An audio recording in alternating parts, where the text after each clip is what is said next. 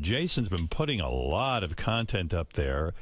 I particularly enjoyed this weekend Behind the Block Party with Stephanie, Ronnie's girlfriend, complete with pictures of Ronnie and the block party. Oh, yeah? That's a feature on HowardStern.com. All right, good night, everybody. .com. Then there's like Ronnie's poem from Richie's wedding is up there, Walt Whitlis. And really, we should have. Did we ever get a handwriting analysis? Because we did. I think. We did, because his handwriting is outrageous. Gary, what was the outcome? We're working on it. We have a guy, and we're working on getting him in. Yeah. Wait till he comes in, because what this guy had to say was really disturbing.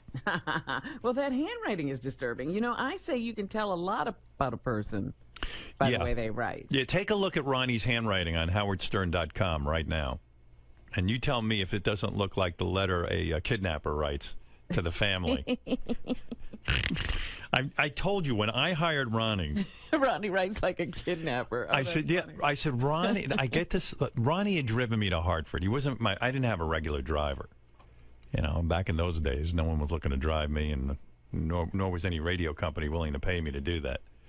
Anyway, he gave me a ride to Hartford. I was doing a TV show. Look at that fucking handwriting.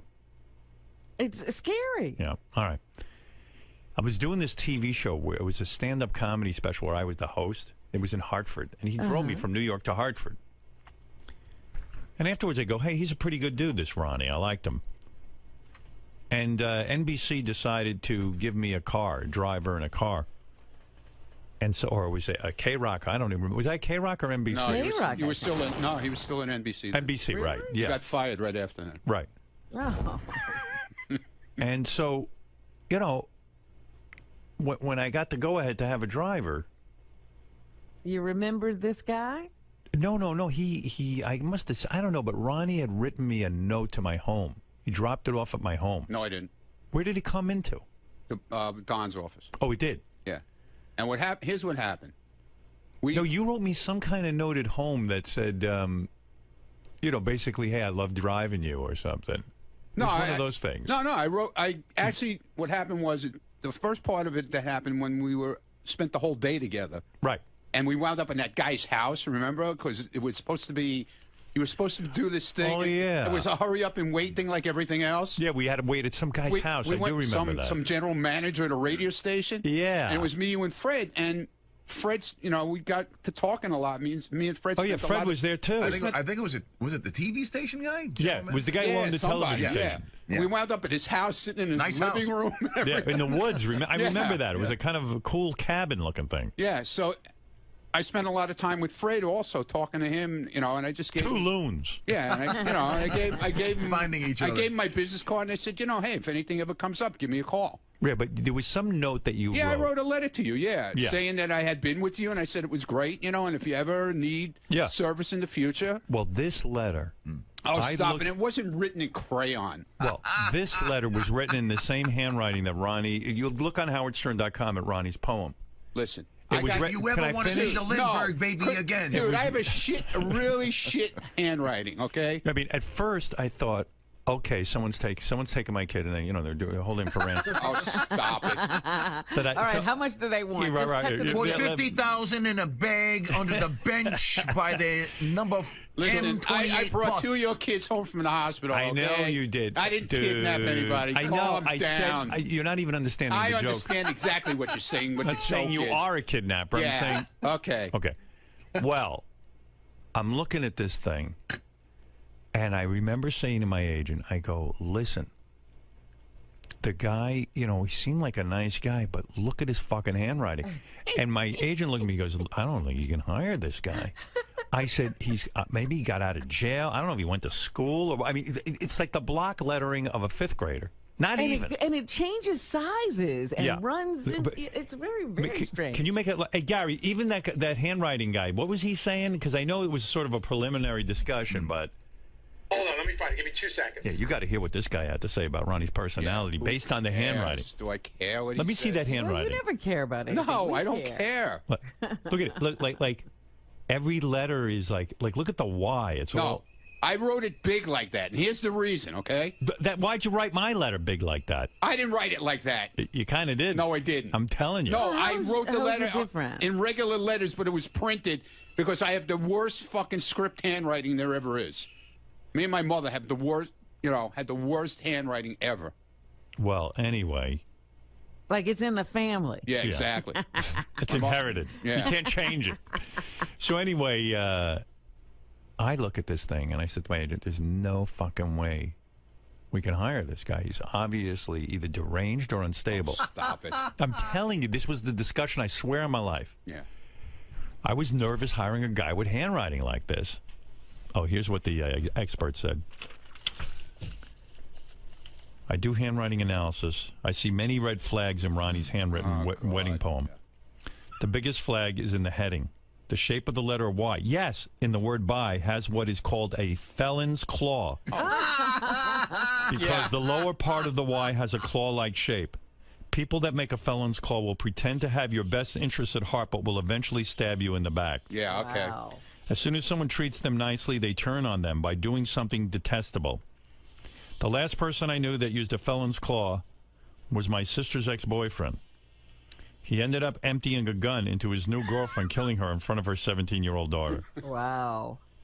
There are many other red flags with the sizing, spacing, margins, and pressure of his handwriting. Yeah, that's what, look how hard he presses down. Yeah. Presses down. It's a magic marker. He writes angry. Yeah. Howard, be careful. I write angry. Yeah, okay. It's only a matter of time before Ronnie turns on you in a dangerous way. Yeah, well, There I you guess, yeah. Guy's an expert. 26 years, man. I guess I better, you better watch out. You are nuts. I should have shot you a long time ago.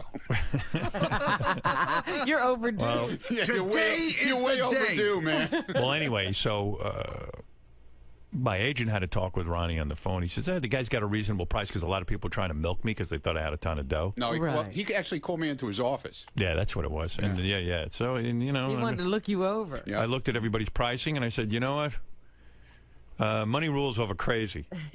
I'm going to go with the guy who's reasonably priced. And that's how Ronnie got his job. There you go. All right. Thank you, Ron. Governor Ronnie. What is it? Whatever your name is. Gary, there's one other thing going on with Ronnie that Jason brought to my attention. He wanted me to talk about. So you know the guys are doing a show. Will and Jason do a show called The Back Office Show. Yeah. So they did the show last week, and I guess one of their segments is the overlooked news story of the week. Right. And the overlooked news story of the week was that Ronnie's girlfriend wants to get married, and she's got a plan and even a date. So I guess both Ronnie and her called into the show, but Ronnie says... No, she didn't call in. I called. You called in. Yeah. Ronnie says he's not getting married. Every kind of conversation we've ever had, you told me she doesn't want to get married. No, here's what happened, okay? Go ahead, dude. She was drunk, okay? Yeah, right. And... That's the only way you could want to marry Ronnie. Exactly. First of all, I love her to death. Let's get that straight. She's great, and Right. we're having a great So time. if you love her, give her what she wants. And we're traveling, and Steven we're having fun, and it's awesome. So she caught the bouquet at the wedding. Right. When Rachel threw the bouquet. Right.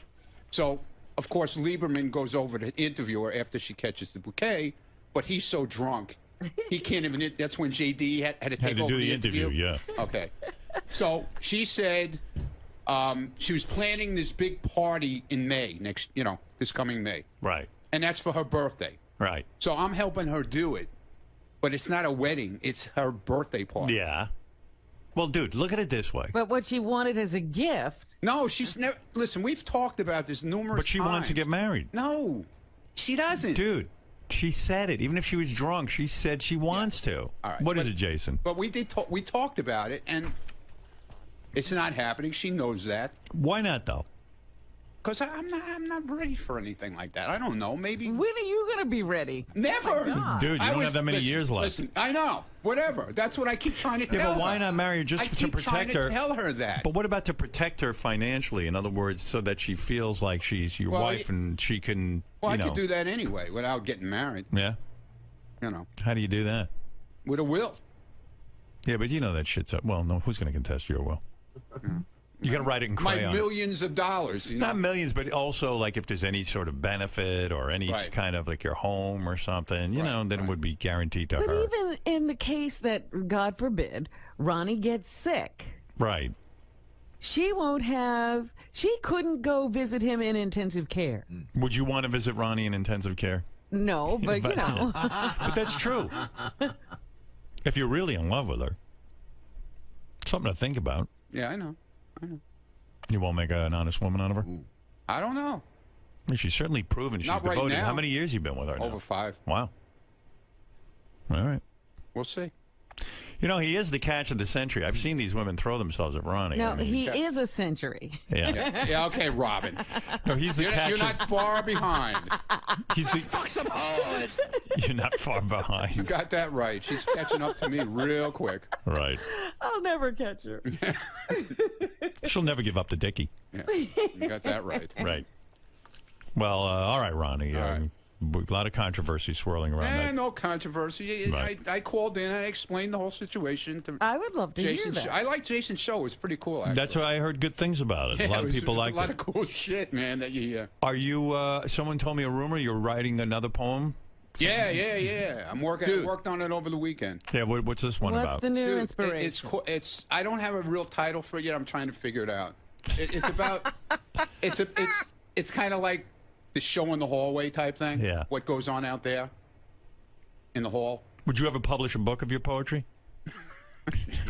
Yeah, in crayon. In It's Ronnie's gotta handwriting. be in his hand. Yeah, I'm working on it. They tell you. actually, I'd buy Fred, that. Fred asked me to work on another poem.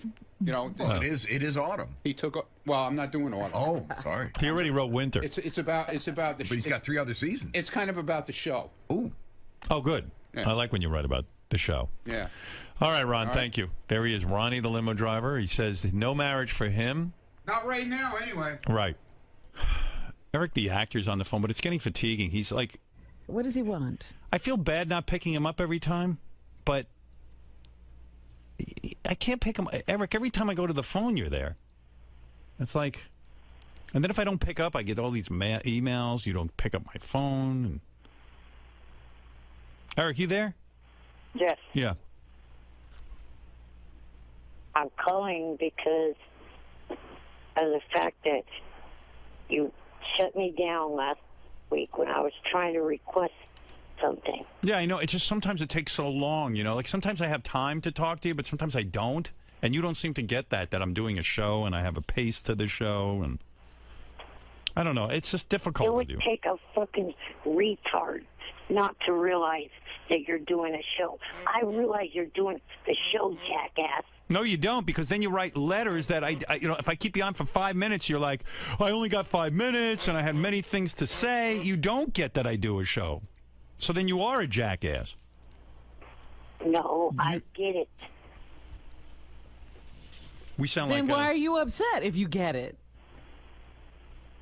Because I get constantly asked by people on Twitter and on Facebook, have you called in today? People want to hear me on regardless if you think they do or not. Yeah, but Twitter and Facebook, I don't care what people say on there. They're just your They're your fans, you idiot. Yeah, but I don't do the show by the 5 people who like you.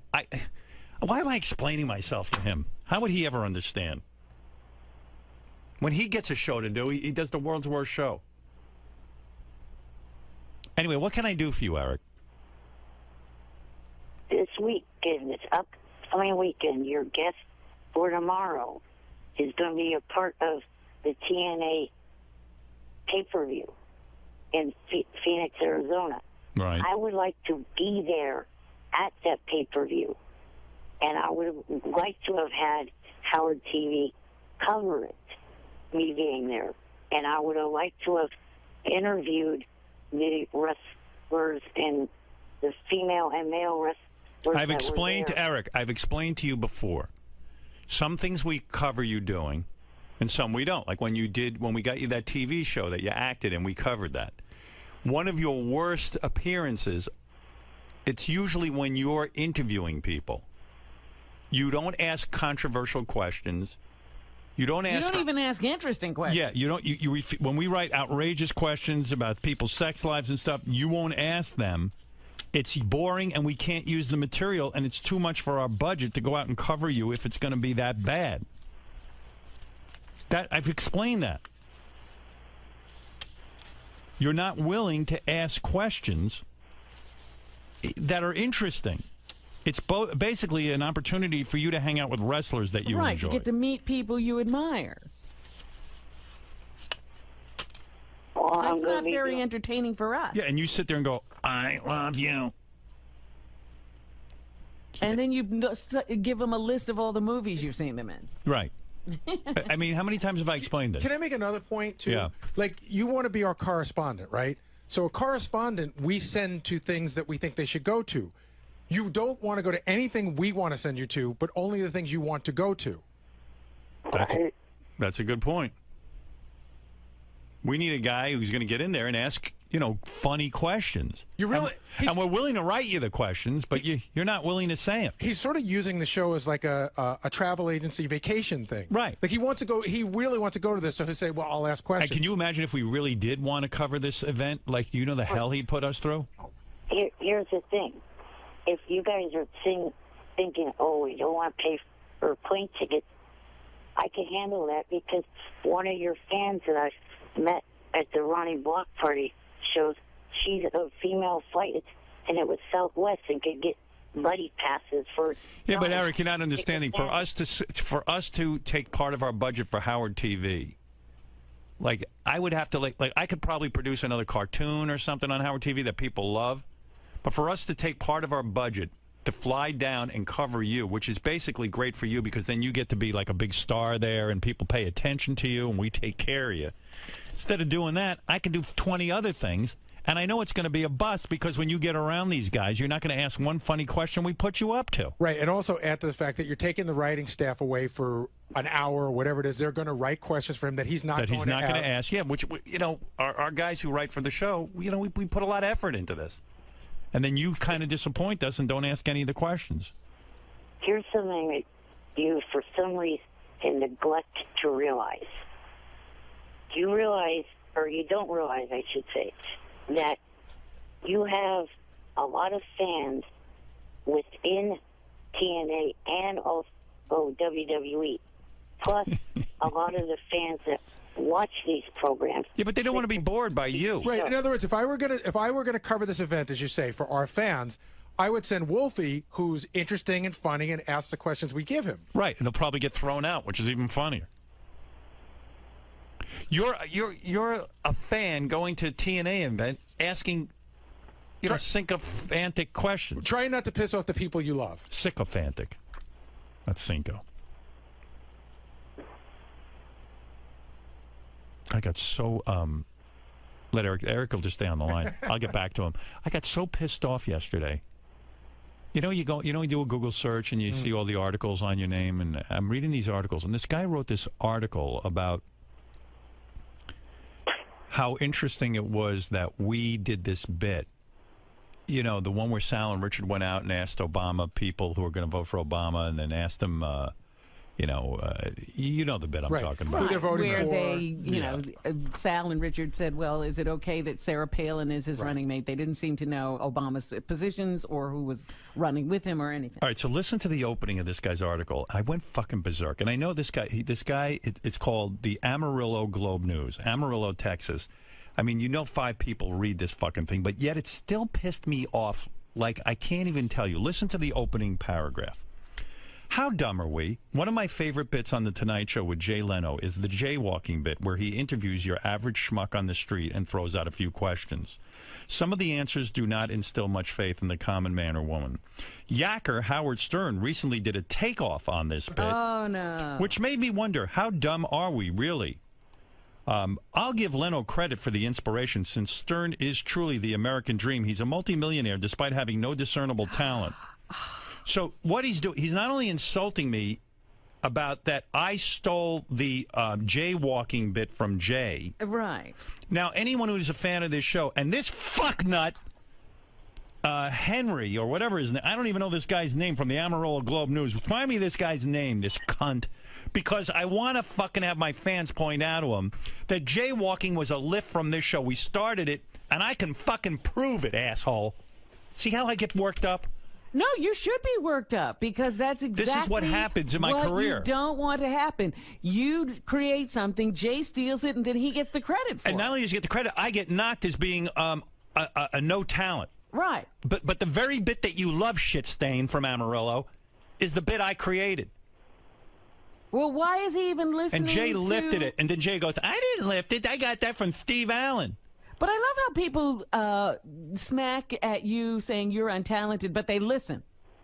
Well, I don't know if he listens or not, but I Well, guess he found how did he get a hold of the Sal and Richard tape? because every television show, every news television show, every news outlet played our clips because the bit was phenomenal, sensational. But let me just give the that history. apparently is some kind of talent. Evidently, but let me just give the history of my life. As long as this fucker owes me an apology in print. What a cunt from the Amarillo Globe News. I don't know the guy's name. I'm sorry I'm cursing up a storm, but I get so angry. Dave Henry. Dave Henry. Henry, stupid is as stupid does. You're a moron, you shithead. Before you call me a fucking thief for being inspired by Jay Leno, here's the history, and I'll play you the tapes. And I'll make you $1 million bet I fucking invented your favorite bit, jaywalking. Asshole. Calling me a no talent. Your buddy Jay's the no talent. He's a fucking thief. Bottom line. That's the article you should have written.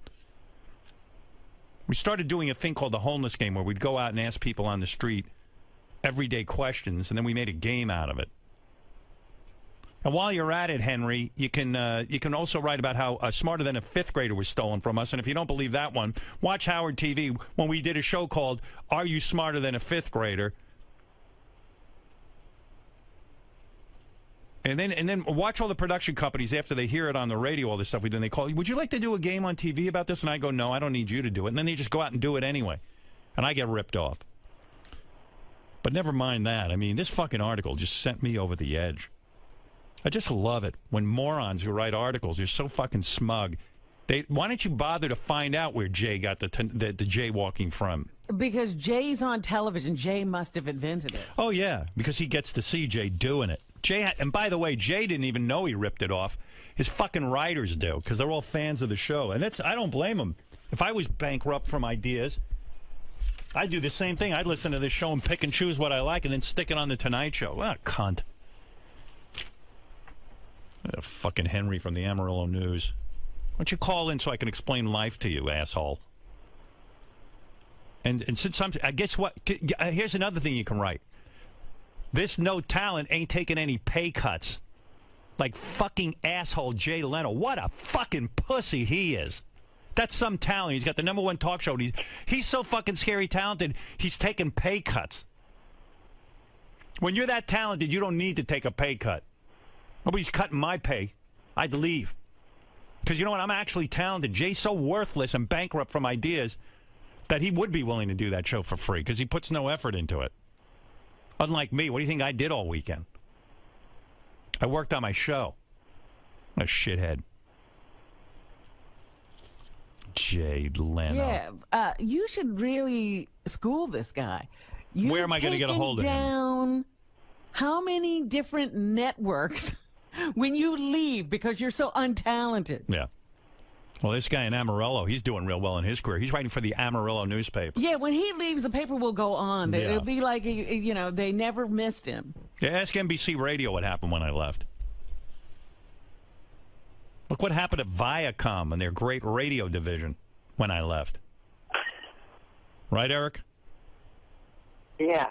Yes. I give up. Look who I'm talking to, Eric. He doesn't care. He just wants us to go with those wrestlers. No. Did you watch the Hulk Hogan sex tape?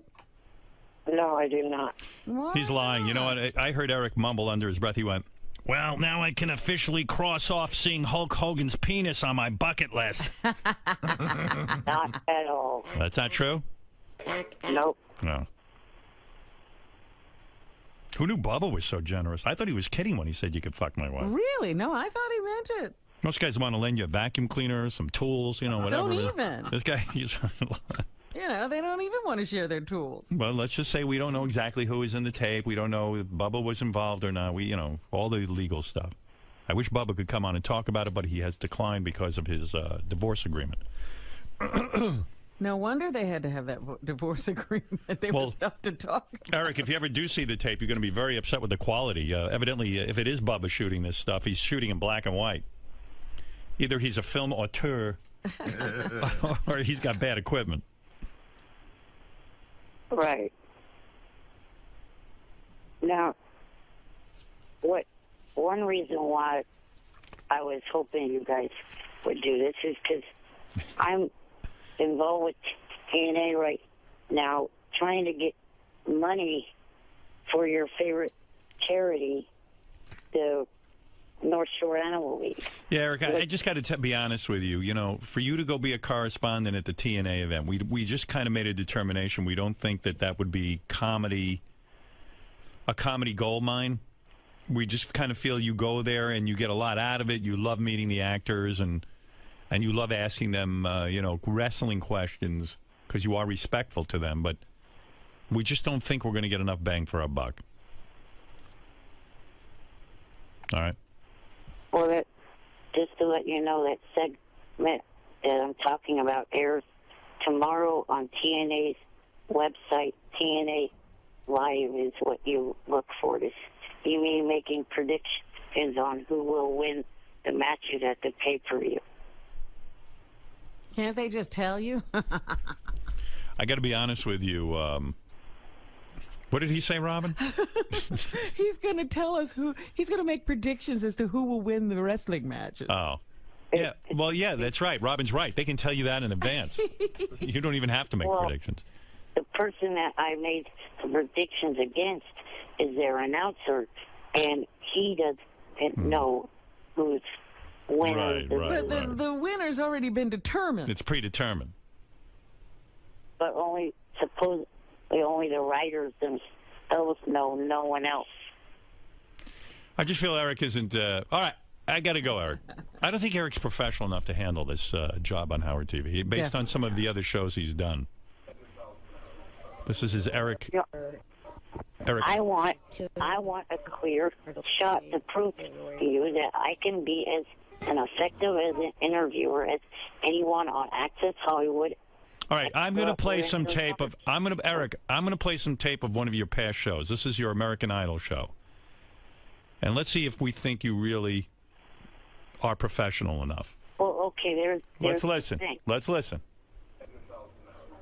You are now tuning February 1st. They're in Denver auditioning people.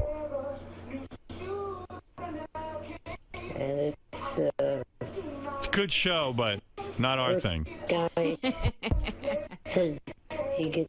I was going to say, this is one of his better shows. Jack Black a lot. You like this show? I don't quite see it. When I did that show and I did the little interview of the friend, I was reading the questions. That's what you want me to do, is read the questions. Yeah, but you pick the questions you're comfortable with. And you noticed how slow I was at doing that. I'm better at doing questions off the cuff. Yeah, I know. Yeah, and but your questions are terrible. Your questions are terrible, and you just suck everyone's balls. But they come out a lot quicker. Yes. But it doesn't matter. It's less entertaining. Hey, by the way, did you read Deanna DeGarmo, your girlfriend, married Ace Young? They both appeared on American Idol, and he proposed. They're married already. Yeah. They didn't even give Eric a chance. No, they set a wedding date. Oh, they said a wedding. Yeah, Eric sorry. still could get in there and Hello. make his plea. What do you make of that, Eric? Were you disappointed? That's good for her. Yeah. I know you had quite the crush on her. You used to call her home quite a bit. Almost, dare we say, bordering on stalking. No. Hey, Eric, didn't you call her mother? Yes, but that was to try to get her as a guest for this show that I did. And if it was just a guess thing, why did she block you on Twitter, Diana DeGarmo? Because of all the fakes they were fucking with her, and she confused mine for the fakes. Duh. Right. That is true. All right, Eric, I got to go. The answer is no. We are not going to cover your wrestling event. Yeah, you're showing all or playing all the bad examples when there's two good examples, one of which Johnny knows of, and then the All other right. is Well, I'm sorry. Shuey I was has going to say, what are the good examples? Yeah, when were those? Shuey on a All right, Eric, I Shuey got to go. I mean, I've already devoted 25 minutes to this. All right. All right. Thank you. I'm sorry. We can't send you to everything, with only some things. But I applaud you for being able to handle no in a professional manner. Thank you. Right. All right. That's Eric, the actor. I know it's a disappointment for him. Yes? You said you're not ready to get married right now. I didn't say anything. You just said that in the studio. Okay. All right. Whatever. What does that mean? That doesn't Well, mean that anything. certainly leaves the door There's or no window doors or open. whatever. There's nothing open right now. The window is shut. So okay? why would you cap that sentence with a "I said for right now"? I mean, you're giving it, you're putting an I ellipsis said on the the end of same your thing on statement. Jason's show, man. The same thing. Are those guys out there? Yeah. Okay. But why not say never? Why are you subscribing to this never Why say do never? you care? What are you so worried? What about you? You got that girlfriend. When are you getting married? Maybe soon. When are you getting married? I certainly have never said never. Okay. Well, I've been there and done that. Okay. So why not not would I shut the wanna door do all it? the way? Why would I want to do it again? When you go lock yourself in Scott the Why engineer's would I room, wanna you do shut it the again? door all the Why way. would I Why wanna are you do it leaving again? this door open a crack? I was in a relationship for many, many years. Right. A great relationship that unfortunately ended badly, I guess. Consider we're not together anymore. Right. And why would I want to go through that again? Okay, that's fine. When I got what I got now, it's fine. We're having a great time together. I'm not questioning and, that, though. So I don't know what your problem is. My problem is you're not shutting the door. You're leaving it open a crack. You're saying, I might.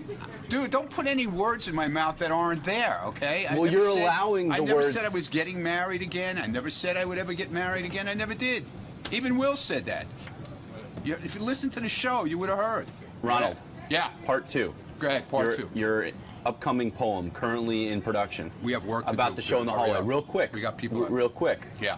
Are you going to try a different verse structure, a rhyme scheme this time? Because you've been criticized in the past. I don't care about being criticized. You want me to write, I write. Maybe you you don't go. like it? Maybe you go with a haiku format. If you don't like it, don't ask me to write again, okay? Fred asked me in his creative writing meeting over here that he has every day. Right. He asked me to write a poem. So I'm working on it, Okay. okay? Will you include people like myself and John Lieberman in your poem? Because you said you were going. Lieberman's in there for sure. What about me? He's already in there, believe me. I was just being polite asking about John. What about me? That's what I'm I don't mostly know concerned yet. about. Well, Rob is in it. That I can tell you. We spend every Rob morning. Martin's in it. Why the hell am I not in it? We spend every morning Dude, I'm not together. done yet. I'm not done. I'm working on it, okay? All right. I'm bringing him. This guy won't let me go out there and do my job. Hey, I just want to point one thing out because we talked about this in the wrap-up show. Yeah. You realize that Jason telling me the thing about Stephanie and me bringing it in is my job. Yeah. Me thinking of it on my own, that's throwing you under the bus. Yeah, but the thing is, but I did call in to Right, no, I just talk about it. Quite, the problem was the clip was bad that we had. Otherwise, I would have played the clip. But I'm just saying, you understand that if I just thought of this and I went in, that would be throwing you under the Right. bus. So if it gives me the information as a producer, I have to bring it forward. Oh, I don't give a I just shit. wanted to make sure you No. Because we had a whole conversation about throwing people under the bus. I was there for when it happened. I was listening to the show because it leads into the John Hine TV show, Right. which I'm on. So I made sure that I was listening. And then at the very end of the show, this is when it came up, like 10 minutes to 2. You're such a washwoman. So let's just be clear. We have a job to do. We have guests out there. You will not marry Stephanie. Are you here now? Oh, he's here? Yeah. What were all his movies? Do we have a list? Son-in-Law was a great one that we liked. Biodome. No, but there was Son-in-Law and what was the one, the courtroom one? The Jury Duty? Jury Duty, that was a good And one. there was another one In the too. Army Now. In the Army Now. Yeah. But Son-in-Law is like the best Oh, movie fuck ever. it. What was the caveman movie? Yeah, Encino Man. Encino Man. Encino Man and Son-in-law. Son-in-law is still great. I liked his movies. They're I thought they funny. were funny. There was a lot of good ones. I thought Jury Duty was a scream. What was the one where he goes? That was the one where he goes home, meet the girl. Son-in-law. College. Was that Son-in-law? Son-in-law is the one where he goes to work on the farm. No. That's one of my favorite movies. Me too. I love that movie. Hey, Howard, one other angle, something that Will brought up that I thought might be good. Like, I think that Son-in-Law was the one that made him a star. So okay, he goes to Encino Man. Like, what's the trail like? Like he's saying now it's all blue collar. Like, what was it like? You go to Encino Man, of course you're a star now. So you got the trailer. How many assistants do you have? What's the setup there, and compared to what's the setup today? Right. That's good. Yeah, because after that one movie, he was like bankable. That's it. Oh my God, that movie made a lot of money. Well, it probably didn't cost a lot of money. That's what, that's how you make money when you get somebody who's not established. You pay him nothing. Script. It was, it was probably one of those scripts that was laying around. So Yeah. that 37 people. Probably had Laurel He and seems Hardy to be in it. like constantly questioning what was the difference between him and Adam Sandler. Like, why did the Adam Sandler character work and he became this huge movie star, and then his character just kind of fizzled out? I got to tell you, it's not that far It's off. not that crazy a question to ask. Well, but that has funny more. because for me, it's like I love Adam Sandler, and Pauly Shore is like. But that has to do with me, not more like that Paulie's not talented. Like I don't understand Adam Sandler. Like I see no difference in those movies. Yeah, well, I mean, to me. But it sounds like that's a personal taste thing almost, you know? No, I'm saying. Well, I'm just saying that I don't think that that's far off. Yo, what's up, you guys? This is Pauly Shore, and I'm here on the Howard Stern Show, beautiful New York City. Howard's an old friend, known him for, I don't know, probably 20 years or so. And I'm here this time around promoting my new Showtime special that just premiered. It's playing the whole month, and it's called Vegas is My Oyster. And it's got Howard Stern's favorite friend, Andy Dix, on it. And Semi-Precious Weapons, Brie Olson, Amber Lancaster, and a great cast. It's like an old variety show. So I'm promoting that. Also looking for an assistant will work for Pauly.com, which is my website where I'm kind of right now looking for a personal assistant. Figured I'd go on the internet and get a bunch of freaks to see, if they wanted to, work for me. And see what happens. See what happens, yeah. Now, Howard's going to promote your project, but he's going to want to get into the personal side of things. That's why I'm here, Do you cringe at all when that comes up? After the last appearance, it was, I just felt good, you know what I mean? It was almost like what's the word? Like I don't know. Cleansing. Yeah, it was like I was on stage doing stand-up in like a small bar, you know what I mean? And I was able to kind of get out a lot of stuff that had been kind of built up, for all the years for me and my family and stuff. So, but this time around, it's a different story. Things are a lot better, so. I think Andy Dick's going to take most of the heat this time. Great. Good luck today, Paul. All right, guys. Thanks. Bye. Pauly Shore is here stopping by to say hi. Pauly just put out a project called Vegas is My Oyster. It's it's going to be on Showtime all month long. Pauly, always interesting guy, hanging out here and there. He's Mr. Hollywood, if you ask me. He knows what's going on. Hey, Pauly. Hello. Yeah. Hi. I was reading in the notes, Pauly. Hey, how you doing? What's up? Good to see you. Nice to see you. Yeah. Hey, Pauly, what was this about? You were trying to get booked on the Chelsea Handler show. She wants nothing to do with you, and it was bothering you. Well, yeah, it was. Well, first of all, I knew I was coming to New York to hang out with you. Right. To be on the show. So, the thing that I know. What, are you out of breath? Yeah, no, what's going on? I'm just trying to say this in a proper way. Don't even be proper. Well, no, but I'm trying to keep it real, So okay. I'm trying to. I knew I was coming here, and I said to myself, maybe Howard can maybe help me figure this out. Go ahead. Because you come from a place of truth. I mean, you always kind of fucking just go right to it. Okay. So the backstory is basically about 5 years ago, when I was promoting a sketch comedy film called Natural Born Comics. My publicist from Rogers and Cowan called over to her and just said, hey, we'd really like to do the show. Pauly's a huge fan of yours. Right. Which I am. I think she's awesome. I think her show's cool. I think she's cool. I noticed there's a lot of Comedy Store comedians on there, so I felt it would be kind of an incestual, fun kind of, hey, you got the Comedy Store comics, blah, blah, blah. And she passed. Okay. And I was cool with that. I was like, okay, no problem, blah, blah, blah. She's not feeling the yeah, Paulie she thing. Wasn't, yeah, she, You know. she wasn't feeling with it.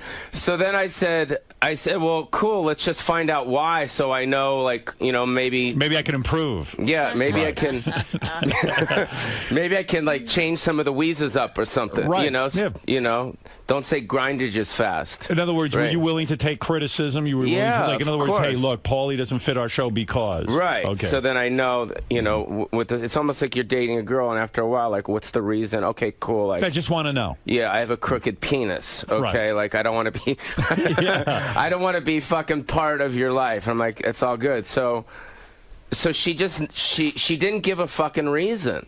There was no reason at all. And then this time, and then even Adopted, when What I do you came mean? out, You she said- didn't give a reason. She didn't respond. She was like, there was dead silence. It was like white noise. Well, maybe she felt funny saying, gee, I don't think Paulie's funny, or I don't think Paulie is relevant, or whatever. Whatever. What could the answer be? Yeah. I mean, let's face it. The answer is either she just doesn't think you're funny, or she thinks it's over, or some kind of thing like that. Well, then that's okay. Right. But Then say have her say it.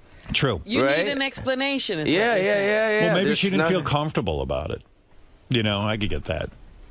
You know what I mean? What is it, Gary? Because you get involved in a lot Yeah, of because this happens a lot with me. So a lot of times people want to get a hold of Howard directly, but Howard doesn't want to deal with the booking of the show. So the odds are that Chelsea may not want to have you on, but she may not want to tell you that because you never want to shut the door on anybody because she may not want you on the show now, but in the future there might be a reason to Yeah, have but you this on. is 3 years in a row. But Paulie, you just have to accept that you're not doing that show. Yeah. You just We'll made- have you on. Yeah, I know, but I just want. But here, I haven't finished though. Go ahead. Good. This is good. So I went. So Adopted came out last year. Right. You know, did well for me, and I thought that would be. Hey, maybe I can go on there. You know, for that. Maybe now you're good enough. Yeah, because I'm, you know, adopting Right. black babies, and That's funny. right, it was cool. I talked to Eddie Murphy the other day about it. It was a great, classic conversation. Where'd you see him? I saw Brett Ratner at the Playboy Mansion. Yeah. And he came up to me because I guess Brett just finished a film with Ben Stiller and Eddie Murphy. And it looks good. It looks Yeah, funny. it looks really funny. So Brett came up to me, which he never does, because usually I'm coming up to him. Right. You're usually annoying him. Yeah. Yeah. And he said that Eddie Murphy didn't stop talking about Adopted. Really? Yeah, he just loved Adopted. Oh, so you didn't get to hear that from Eddie himself? No. So he told me to call Eddie, so I talked to Eddie on the phone. Oh, no kidding? Yeah, I talked to him. It was pretty funny because I was in. You called Eddie to get yeah. compliments on Adopted. Well, he wanted to talk to me. And so when you called him, Yeah. how long were you on the phone with Eddie for? For 15 minutes, but it was the best. I was in a fucking parking lot at Office Depot in like fucking Charlotte, North Carolina. It was great. I just bought like my folder for the next year for. That's my a big booking deal. folder. Eddie Murphy saying something you did was funny is really It a was big huge deal, for me. right? Yeah, it was huge for me. And so, because you know, obviously it's Eddie Murphy. I love Eddie Murphy. And now, if Eddie Murphy likes me, why the fuck doesn't Chelsea Handler like me? right, you think they go What hand the in fuck? hand. Did you So say wait, to Eddie, yeah, why don't you wait, call let me Chelsea finish Handler? with this fucking thing. All right, go ahead. Okay. Yeah. So I'm, you know what I mean? So they just don't tell me a reason, and I don't think it's like, because for Letterman, like we'll reach out to Letterman, but he says we love Paulie, Right. we want to have him on, but this particular project doesn't work. Regis and Kelly, same thing. Right. You know, I'm friends with the booker over there. They're like, we love you over here, but we can't promote Vegas as my fucking oyster. Right. You know, or adopting black babies. It doesn't work for them. They want something more It wholesome. doesn't, right. So, but Chelsea's perfect, and I love her. So she. See, I always assume I would never make. I'm being honest. If a show didn't want me on, I would never make the call to say I need to know why, and I'll tell you why. I just assume they're not into me. Right. You know what I mean? I just go, okay, I don't need an explanation. Yeah, but they're not into me. They don't want me on. Right. So. Of course, everybody wants me on, so I never You have had never that. have to make that. I've never been in that position, but that's how I would be. Yeah, but I think it's personal. I think Right. it's something that I did back in the day, like I jerked off on her. Or That's some type- possible. Well, that's what I'm saying. And back in the day, I was so fucked up that I don't remember half the shit I did. Maybe I was an asshole at a party. Seriously, maybe I was an asshole at a party. And it's something. I think people in Hollywood don't care what you do to them as long as they deem you hot. Yeah, You're a if Tom hot Cruise commodity. jerked off on her at a party. Right, She'd she still would have love him it. on. Right. All right, so then maybe she just doesn't like my style, bro. That's I it. think that All might right. seriously that's probably it. And if you press her, you're going to get the answer that you say you want, but you really don't want. I don't give a fuck what she says. She probably doesn't think you're right for the show. What? But she'll have fucking all these other people on? But see, now you have it. Now you're going into that whole thing. But I don't understand. Was she a comedian? Yeah, she's a comedian. So did you treat her badly at the comedy store? I don't know. That's what I'm club? trying. That's all I'm trying to figure out. Maybe, Right. or if she says she doesn't like me, that's cool too. But she doesn't want to say that because you never know when she might need to have you on if something changes in your life. And plus, she doesn't want you walking around going, you know what, Chelsea Handler hates me. I don't give a fuck. I'm cool. A lot of people But hate she me. doesn't want that. That's what I'm thinking. I'm trying to help you here, man. So, anyways, I don't shoot wrote the her. messenger. I wrote her assistant a personal email. You're not giving up. I wrote her a really nice email. Hey, I reached out. Da da da. I would just like to have a conversation with her. You know, it's all good. Like she doesn't. Da da da. And no response. Paulie, who in their right mind? Nobody's even responded. But Paulie, who in their right mind would want to get on the phone with you and explain to you why you're not right for the show? I wouldn't want to do that. No. It's not about the show. It's about my personal situation with her. If I did something to her Why do you think personally- it's personal? I don't know. It probably isn't. It probably is just, hey, she's not feeling it. Well, then that's cool too. You know, she probably just like, hey, okay, Paulie's not on my radar. Right. But every single other person that doesn't want me on their show, They tell you they'll why. Tell me the reason. They're what bullshit artists reasons have too. you gotten? Yeah, he told you. He gets like, oh, that project's not right. Yeah, if I do a series, then, or I do something like I'm doing something with CMT like in a couple months, a film. It's more family oriented. What's it something like doing that. films now? Because I just was saying before you came in here, I was talking to Gary and Will and stuff, and we are just having a conversation. I said I love Paulie's old movies. I loved the movie Son-in-Law. Mm-hmm. I thought it was a terrific movie. I still watch it whenever it's on. I watch it. You know what I mean? I'm And going you around love the the dot. one where he was on Jury Duty. Jury Duty. Love yeah, Jury yeah. Duty. Dude, it's Listen, funny. not Stanley Tucci was fantastic in that. Not every movie was, the greatest movie. I had my favorite Pauly Shore movies, but there were 2 or 3 in there out of like maybe 6 that I can think of that I thought were home runs. So what the fuck happened? I mean, you're still working, you're doing your thing and all that. Maybe I jerked off on people's feet and I didn't know about it. No, but I mean, no, seriously. I just think at the end of the day, it's the box office. I think that the bottom line is... Did the box office... Did the fans leave? No, the box office went down. I think that's just like you said earlier. What was your first movie, your first big movie? It was Encino Man. And Encino Man happened after the Pauly Shore show on MTV. During that time, yeah. And you got discovered on MTV how? How did you end up on MTV in the first place? I did. That was your big break. Yeah, it was spring break, and it was our friend Joel Gallen. Yeah, Joel. Joel Gallen was producing and directing a special called Five Funny Guys. Yeah. And I wasn't one of them. You weren't the funny guy. So wait a second. No, I was hosting it. Right. Yeah, I was. How did you get hosting it. discovered for that? Did you there was try a lady, out? No, I'll tell you.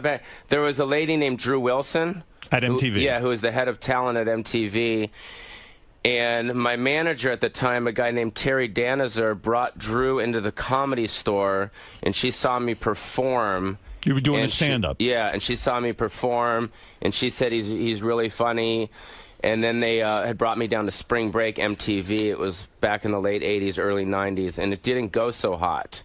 So then I kind of went back to the drawing board and developed, and that's kind of how it started. It didn't go well on MTV. At all. It bombed. Bombed bad. Doug Herzog was there, and it was just like, because it was live. If you remember back in the day, MTV Spring Break was live. Right. So it was a huge, huge thing, and I was nervous, and Corey Feldman was there. I remember even like me and Christian Slater. Right. Right. We're not getting any pussy, and Corey Feldman was getting all the pussy.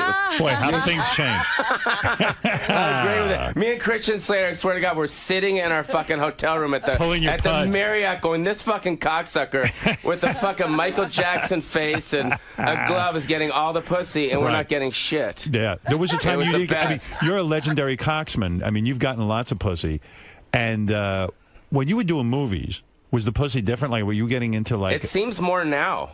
More now? Yeah. You haven't mostly, slowed down a bit? You go to get pussy at the Playboy Mansion, No. It seems more now just because I'm not as... I don't want to use the word desperate, right? But I'm not like chasing it as much. It doesn't mean as much to me.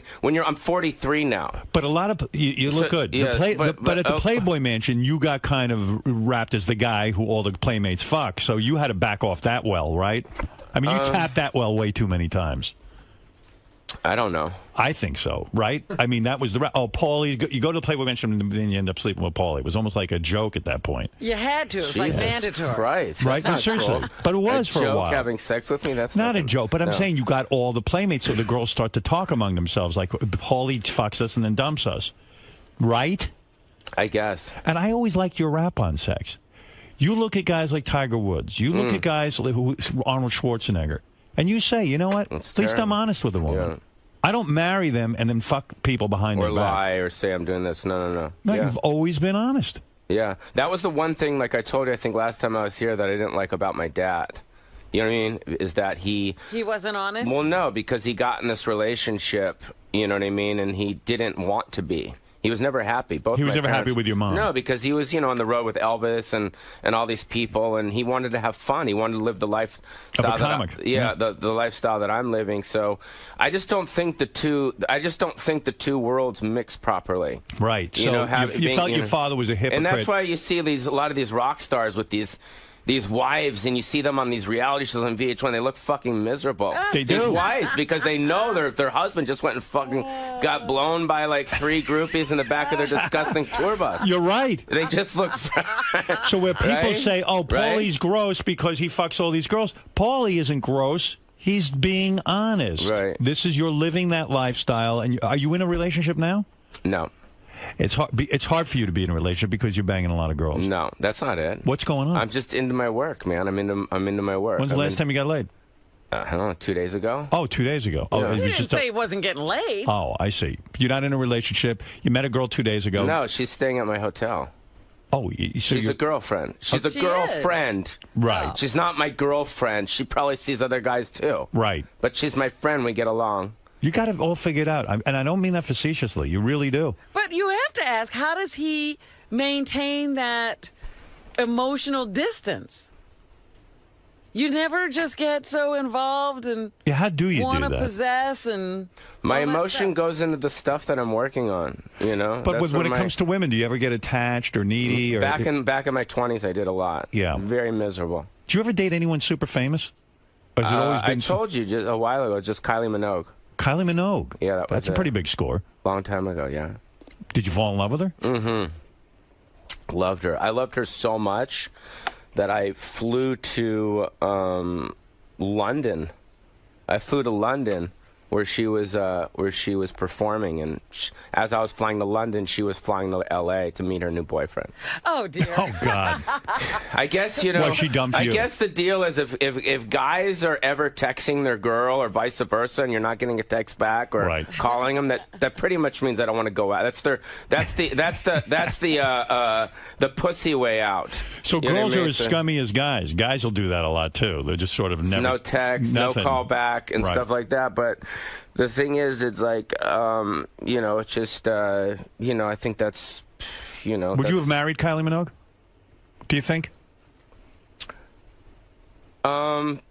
Probably not, because I don't know. Did you ever confront her and say, "Why didn't you break up with me properly? Why didn't you at least give me an Yeah, explanation?" we had that conversation. Did you have it on the phone or in person? No, in person. How did you get it? her Was to- hysterical. It was hysterical. It was fun. It was hysterical for her. No, it was hysterical because. Here, wait, put on your headphones because that's your mic. Sorry, I'm just getting crazy here. What's the matter? What are you doing? What are you doing? Put your headphones on. There's a microphone in them. All right. What happened over there? You get nuts. No, what happened was she was dating some guy named Stefan, right? Who was the music video director for the Chili Peppers, right? What's the matter with you? What No, are you I'm doing? just thinking back. All I right, have go to ahead. fucking think about it, dude. What the fuck? Let me think about this shit. Okay, so I flew to London, and then as I got there, Stephen Baldwin was filming a film out there in London. Boy, that goes back a long way. Stephen Baldwin was making films. Yeah, and he was Right. filming a film in London. I think it was some film out there, and I found out through her friend that I became friends with on the set that she had flown to Los Angeles to spend time with her new boyfriend Stefan. And you had no I had idea. no idea that she had a boyfriend. Right. So finally, she found out that I flew to London. She thinking I'm a psycho. Right. All I want to do is say, "Yo, tell me what the fuck's going on? Are we going out or not?" Yeah, it's cool. You know what I mean? It's all good. So then finally, she hit me back, and she said she's in L.A., and she's, like, nervous. Like, I'm going to do something. And how many times have you made love to her? I mean, a lot. A lot? Yeah. All We of were a sudden together she's for nervous? 6 months, yeah. Wow. And then, and she was staying at the Chateau Marmont, and she says, just pick me up, and we'll go have lunch, and we could talk about it. Yeah, because she wanted to be in public with you, so you couldn't beat her up. Kill her. Or yeah, anything. exactly. So we went to the Kings Road Cafe on Beverly, and I was crying, man. You know what I mean? Man, yeah, I was crying. You always demand a reason from Chelsea Handler, from this chick, Kylie Minogue. You need your reason. I need my fucking reason. You need closure. Yeah. All right, go ahead. So I'm fucking crying, and she's just staring at me like she's in shock. Yo, she's in fucking shock, dude. Like, just like looking at me like, oh, you mess. Oh. How did I go out with you? Yeah. Right. So she's crying, and I mean, I'm crying. And then what did she say? She just said, and look. she's just saying, look, I have a new boyfriend. I'm very happy. Stefan, I'm like the fucking video director guy. Boy, that hurts, doesn't it? It's like they put a knife in and you. he was doing some good videos back then, too. The Chili Peppers, what are you kidding me? He was a cool guy. I mean, you should probably put some of his videos up right now on your show. I mean, he did the one where like they're in the desert. How long ago was this? This was in the late 90s. Wow. Yeah. So, Kylie Minogue was hot. Yeah. Was she great so in that bed? was it. So then basically I dropped her off and I had let go and everything was cool. Was she great in bed? Was that it too? She was awesome. She seems like a freak. But we forget about her in bed because it's not about her in bed. Her as a person was awesome. No kidding. Like it was like one of the first times that I actually dated a girl. When she spoke, I actually listened to what she said. Seriously. That's amazing. Because she is so fucking awesome. Like everything about her. And I didn't know who she was, which was cool. And How'd she you didn't meet know her? who I was. She was in Biodome. Oh. Yeah. Well, what do you mean she didn't know? You were the star of the movie. Yeah, but she didn't really know who I was. She's from England and Australia and all that shit. She knows you're in movies. She knows you're the star of a movie. Yeah, but she wasn't familiar with your favorite film. Right. Yeah. That's right. But she was that special someone who you could really connect with. She was awesome. I saw her in Vegas loved at her. a concert just recently. And she's got some following, Kylie Minogue. Yeah, she's great. She's great. And I love her and I miss her. And I saw her, I think, a while ago. I think it was in the early millennium time where we were doing TRL or some shit. Right. And I saw her there, and it was cool. She was cool. She's awesome. So take me back to your career. You're on MTV. The first time you go on, you bomb. You sucked. Mm-hmm. It didn't work out. Doug Herzog, the head of MTV, sees you and goes, this guy's fucking bullshit. We don't like him. We get rid of him. Yeah, So it meant I wasn't ready. how'd you get back So then on I MTV? just went back to the drawing board and started developing my stand-up. Right. Like for about a year, and then I fucking just You worked came up. hard. You went to the I worked clubs. really You- hard. right. Yeah, I worked hard. Came up with some great, I had a thing where, hey, you better get into me. I'm the future of America. What's going to be in 10 years Spanish? You take your driving test in Spanish, English, or dude. Right. Instead of You developed the true, whole Paulie false, character. totally not even. Hey, and I just did a whole thing. I developed it. And then a manager guy named Rick Messina, who I think is the manager of Tim Allen and Drew Carey, was doing a show at the Laugh Factory called Comic Strip Live. Yeah. And John Mulrooney, remember John Mulrooney? Yes. Yeah, John Mulrooney was the host.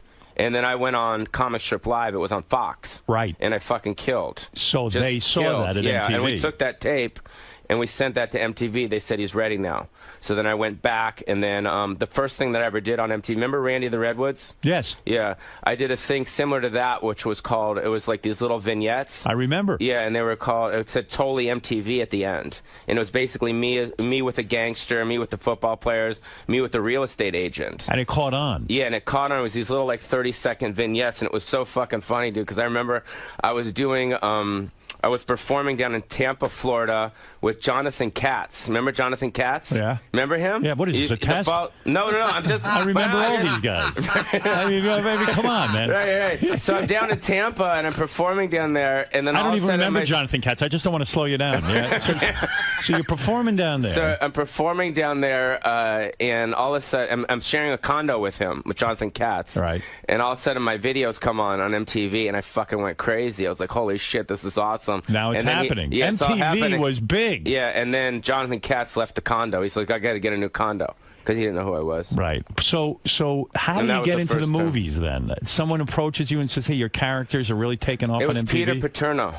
And Peter Paterno, what was the first movie? It was Encino Man. Peter Paterno brought in my Totally Polly tapes to Jeffrey Katzenberg at Disney. I see. Yeah. And then Jeffrey Katzenberg had Encino Man, and then we rewrote Encino Man. Who was the guy? Fraser. Brendan Fraser yeah. was the prehistoric dude, right? Yeah. You go on the set there. Is that when things get out of control, when that movie hits? And then that movie made, how much money did that movie make at the time? Do you remember? I don't know, probably like 60, 70 million. 60, 70 million, and that wasn't an expensive movie to make. No. So all of a sudden, now you're a fucking Hollywood commodity. I got, on my deal, I got, I mean, I don't want to say I got fucked, but I mean, once Jim Carrey started getting $20 million a movie, I was like, how the fuck am I making da-da-da-da, which wasn't, What were you making? Not a lot compared to What'd that. you get for Encino Man? Not a lot. It was like a 3-picture deal. I signed a 3-picture deal with Disney, and it was Encino Man, and it was just like they bumped up a certain, Did you make $300,000? Yeah, well, more than that. $500,000? Probably around that. And you figured the movie made $70 million. Yeah. Probably more. That was just, And there was no back end or But I got anything, just, $70 million worth of vagina off it. You did, huh? So did all hell break loose? No, it was just, it was I don't know, it was a good time, you know what I mean? It was all of a sudden it's like, hey, I'm a Hollywood player. Did everyone start sucking your balls? I was young. I was like 24, 25, you know what I mean? So what was the second film? And then it was Son-in-Law. Son-in-Law. And that made a lot of money, didn't it? Yeah, Son-in-Law did well because it kind of took me out of the kind of MTV audience and brought me into more of a mainstream audience. You were a leading man all of a sudden. Yeah, it was I was very lucky with that one. Who's the chick in Son-in-Law again? What's her name? Carla Gugino. Did you fuck her in real life? No. That's interesting. Yeah. Why not? She had a boyfriend. Oh. He was on the set. She was a good-looking girl. She's awesome. She was great. You know, it was funny when we were doing that movie, Ashley Judd was almost going to play her role. And what happened? Disney wanted Carla. I see. Probably would have fucked Ashley Judd. Maybe she didn't have a boyfriend. Right. So Encino Man hits. And how much money did, not Encino Man, when Son-in-Law, how much money did Son-in-Law make? I'm not quite sure. But it was a big hit. It was around that, yeah. Around $70 million. Not that much. It was less than Encino Man. Every movie I did started making less money is what happened. I see. Yeah. Yeah, by the time we got to Biodome, we were done. Finished. Was that the end? That was the end. What about in the Army? That was a good one. That was good, too, but it made like 30 or 40 minutes. It didn't make as much. So were you in a panic at that point? Did you freak? I didn't know what I was trying to think, was I freak? No, I just like to work, you know what I mean? Right. It wasn't like I was so consumed. The movies you do now, though, is it different, like in terms of like, oh shit, we don't get that French service, we don't get the good meals, we don't get the truck. I mean, now it's probably like making a movie nitty gritty. You know what I'm saying? Like now he's selling blood. Right? Yeah. Are you selling blood to make your movies, like Robert Rodriguez? I mean, it's a different thing now. I mean, it must have been great when you're doing, I don't know.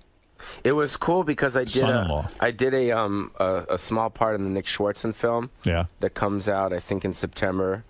And it was just nice to be back on a set of a really big film. Like right, because it's a different vibe, right? All the grips, everyone's like, "We miss you, man." Da da da. Because whether you talk shit about my stuff or not, like you said, like the movies every day play on TV for a reason. Right.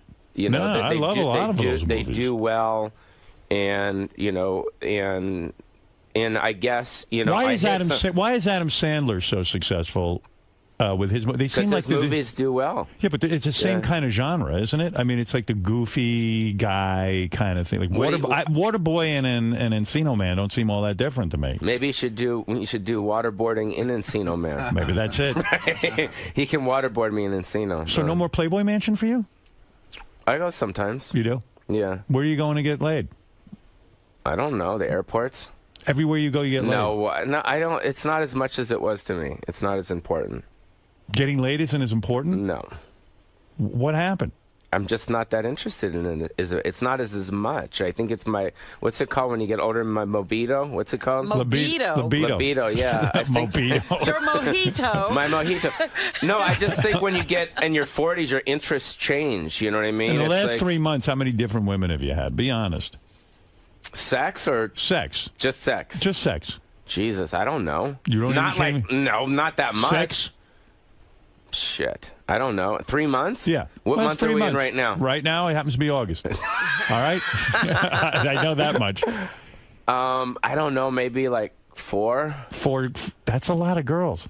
Really? Dude, for a guy who's not that interested, that's a lot of girls. Isn't that a lot of girls for a dude who's not interested? Absolutely. He's not interested, so I only had 4. It's only 4. It used to be like 24. No, that's a lot of girls. You'll never get married, right? Oh, he will. No, he won't. I would say Yeah, he never. will. Never say never. Never say never. You say he will? Yeah. He'll get Yeah. to be about 60-something. You know what the type of girl that I'm looking for? Because I was thinking about it for a long time. I was like, well, if I am going to settle down, because obviously you don't want to be with other girls when you create a really good relationship with someone. Right. Because you're going to say to yourself, why am I going to fuck up this great, awesome friendship and relationship with someone just for a piece of ass? That's right. Right. That's it. Yeah. So because that's really the bottom line. That is. Right. So what I'm thinking is the type of girl that I'll settle down with is going to be like a Sharon Osbourne type.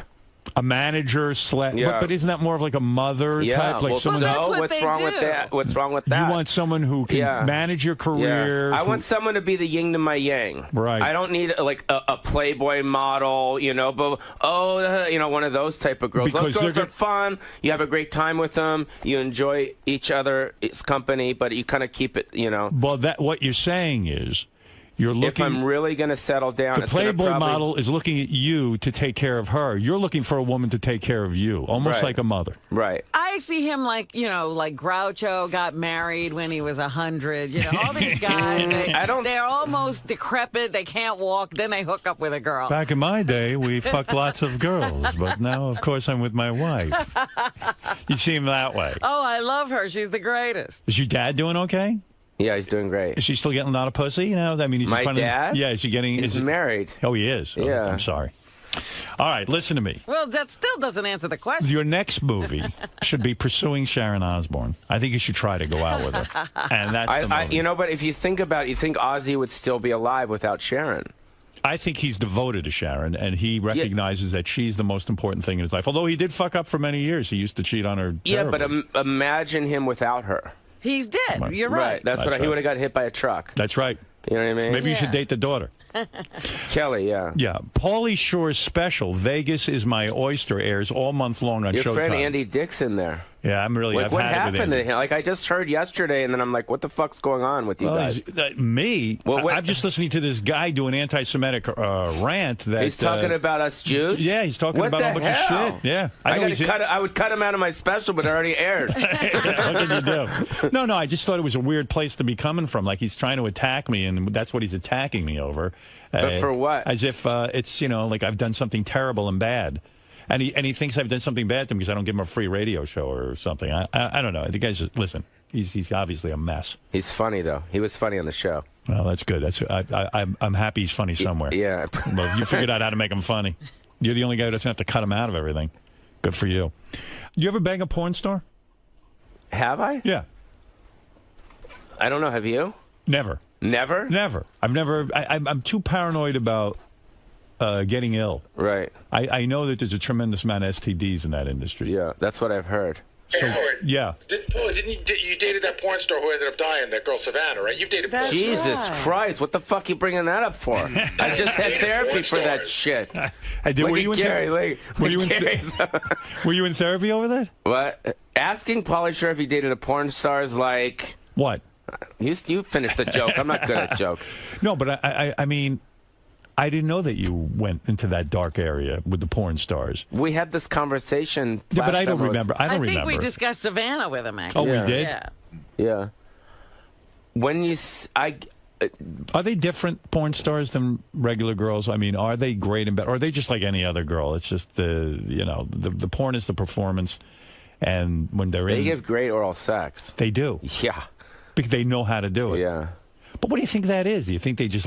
I don't think porn stars love sex. I think, if anything, they're probably turned off to it. Some of them do, but it seems different now. It seems like I'll meet these girls, these younger girls that'll get into porn, and they'll be like, oh, it's awesome. I get paid da-da-da-da, and I get fucked all day. It's awesome.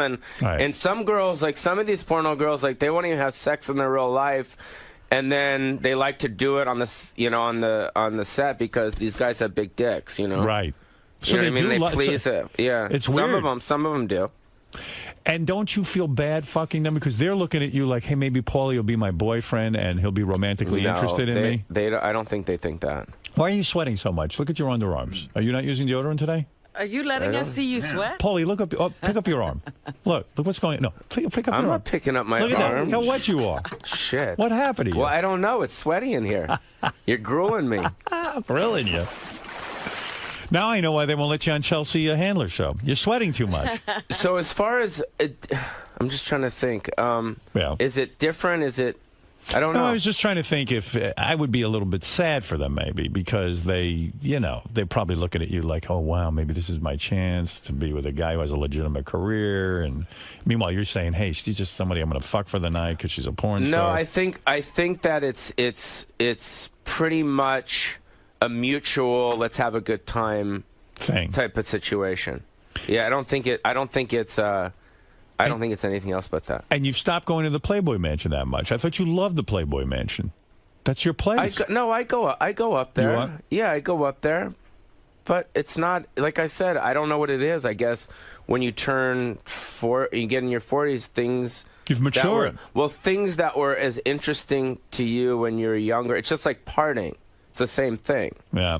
Like I don't go out and party. No, it's not my thing. You just all of a sudden found it not so much fun No, anymore? absolutely not. I like to go to the spa. I like to relax. I go to the gym. Right. I like to have fresh juice, Right. It's just kind of like more... A woman doesn't fit in all the time. The what? It's not like a fever like that you need all the time. It's not as important. It's like your priorities change when you get older. I mean, right? Let's go to Hook Nose Mike. Go ahead, Hook Nose. Hey, good morning, Howard, you Hook Nose Jew bastard. How you doing, brother? Listen, I just wanted to ask Paulie if he ever thanked you for Jillian Grace. Does he know the backstory on how Jillian became a Yeah, we've been over that. You banged it. You remember banging Jillian? Mm-hmm. Yeah. Yeah, she was on our show. That's how she became a Playboy Playmate. Yeah, she's great. How's she doing? I don't know. Isn't she a mother? She somehow you didn't get her pregnant, but David Spade did, and then she gave birth to David Spade's baby. How is she doing now? I don't know. No one's talked to her? No one's talking to us. She won't talk to you? Well, I mean, I guess she would if we called her. I mean, what am I going to say? I mean, Spade probably talks to her once in a while. We would hope. It's amazing you avoided getting any of these girls knocked up. It really is. I think God has watched over me. Yeah. I mean, if you grow up around Sam Kinison, Richard Pryor, Robin Williams, and breastfed by Roseanne Barr, and you know what I mean? It's like, and I'm still like standing here, like I'm that same guy, You wear rubber all the time, I guess, huh? Pretty much. Yeah. Yeah. But did you ever like be with a Playboy Playmate and just pull out and just hope for you have? Of course. And you never got them pregnant? I mean, I assume I haven't. Wow. Because I would probably what a lucky know. Dodging those bullets. What's with you guys? What happens is when you, I guess when you know that pre-cum is coming out. Yes. You got. But you don't know when pre-cum is coming. That's According the to what problem I've with read, pre-cum. Pre-cum comes out sometimes and you don't know it. Like guys think they're holding back sexually, and they know when to pull out. But things can drip out, evidently. Well, you got to pull the pre-cum out and make sure that they, How do you do that? That you just. I could be pre-cumming right now. I'm not even sure. Do you understand what I'm saying? It's a miracle that you haven't had a child. And that would have been a complication in your life that would have been insane because you're not interested in a relationship with these girls. And I think there's a lot of guys that get complications in their life with children that deal with it once they have the kid. I think we're all, I would say probably about maybe 25% of the population were accidents. Yeah. I mean, don't you think? Probably a little higher than that. I'd have to think I was. No, stop. But doesn't look like my parents really want to be all that much. So the point is you've been very, very lucky that you do enter a woman without a rubber and that you do run the risk of having a baby, but you're philosophical about it. Baby comes, she's going to want it because she's going to hit you up for dough. Are you a multimillionaire? I would think you are after all those movies. I have a couple homes that are worth millions. You do? Yeah. Did you work out things with your family over the rights to that Comedy Store? Yeah, things are a lot better. You're friendly with your brothers? Yeah. No kidding? Yeah. You're all talking? Yes. Getting along? Yes. I mean, there was a big issue. Yes, you wanted there to do certain things with the Comedy Store, which your mother started with your father. Yeah. And she left it to you to run and your brothers. and your brothers didn't see things the way you did. You wanted to develop the club in a certain way. Your brothers didn't. It was a big falling out. One of the times you were on, you were very open and honest about it. And then next thing we know, you got a call from your brother, and he wanted to get on the air. Then the other brother told him not to come on the air. It was a whole fucking deal. How the hell did you work all that out? How did you work it out with your brothers about the direction of the Comedy Store? I think we just started talking. You know, I think at the end of the day, I think... Did they acquiesce to your ideas? That was the rub. I don't think it was about the ideas. I think it was about mostly the control. You know what I mean? It wasn't so much about like, oh, this is an idea, that's a bad idea, da da da. But at the end of the day, the club needs to make money, and it's a business. And at the end of the day, there's a lot of people I think that are in businesses that get along and don't get along. And I think that we just need to start thinking about the business. You're being very philosophical. You're not but telling us who's running the club. I'm not running the club. So what happened? Why are you not running the club? Well, one of my brothers is running the club. And I mean, he's so in charge of you it right even now. said to me, you were the one who was successful in show business. You're the successful comedian. You're the one who had success in movies. Wouldn't it make logical sense that you run the club? I mean, have they been successful in comedy? No. So that was your gripe. So somehow you just said, fuck it. You gave up. No, we're working together on it right now. So they listen to you, is what you're saying. Well, yeah, it's like What happens when they don't listen? Well, it's almost like eventually people start talking, right? In any relationship, and we just started talking. And are you friendly with them again? Yeah, that's you what go I'm over their saying. homes. No, but we have dinners like with my mom, and my mom just had her birthday, and we all kind of had dinner together. So. And you all get together and speak. Yes. And you have each other's phone numbers and you talk. Yes. Wow, big doings there. I never thought I'd see that. Yeah. Wow. Well, because at the end of the day, it is a business, and I think we're all kind of trying to put the business first, as opposed to any of the kind of past big growth things big growth that were going on. So right now we're in the middle of me and my brother are in the middle of trying to put together the 40th anniversary of the Comedy Store. So that's kind of where we're at right now. Well, that's a next special. Watch him and his brother in a room discuss what that special should be. Right. Can imagine. So what happened? One of them tried to call to be on the air, and yes, it's hysterical. And the other brother didn't. I mean, because you had made some pretty heavy, statements about your family and all of that. But the other brother said, "Listen, maybe let's end this. This is crazy." Yeah. So, anyway. Hey, listen, if you're interested in applying to be Paulie's assistant, that's a whole nother thing going on. What's that all about? Go to willworkforpaulie.com. Paulie is actively searching for an assistant, and one of the prerequisites is how many people do you know in show business and how and if you can get them on the phone. And when Paulie actually, listen. Do they know Chelsea Handler? Well, that would be ideal. So when Paulie interviews these women, he describe it, Paulie. You say to them, look, who do you know that's important in show business? And let me see you get them on the phone. Is that correct? No, that's not correct. All right, go ahead. No. What is correct? It's basically it would be cool to, I guess, work with someone side by side with you that brought something to the table from their past. Right. Some type of experience, whether they worked at HBO or Showtime, Comedy Central, something that, you know what I mean? Right. They need a credential. Just something, so it's like they're not just kind of leaning on your stuff. You know How much I mean? does a Paulie Shore assistant make? I mean, what kind of money are we talking about here?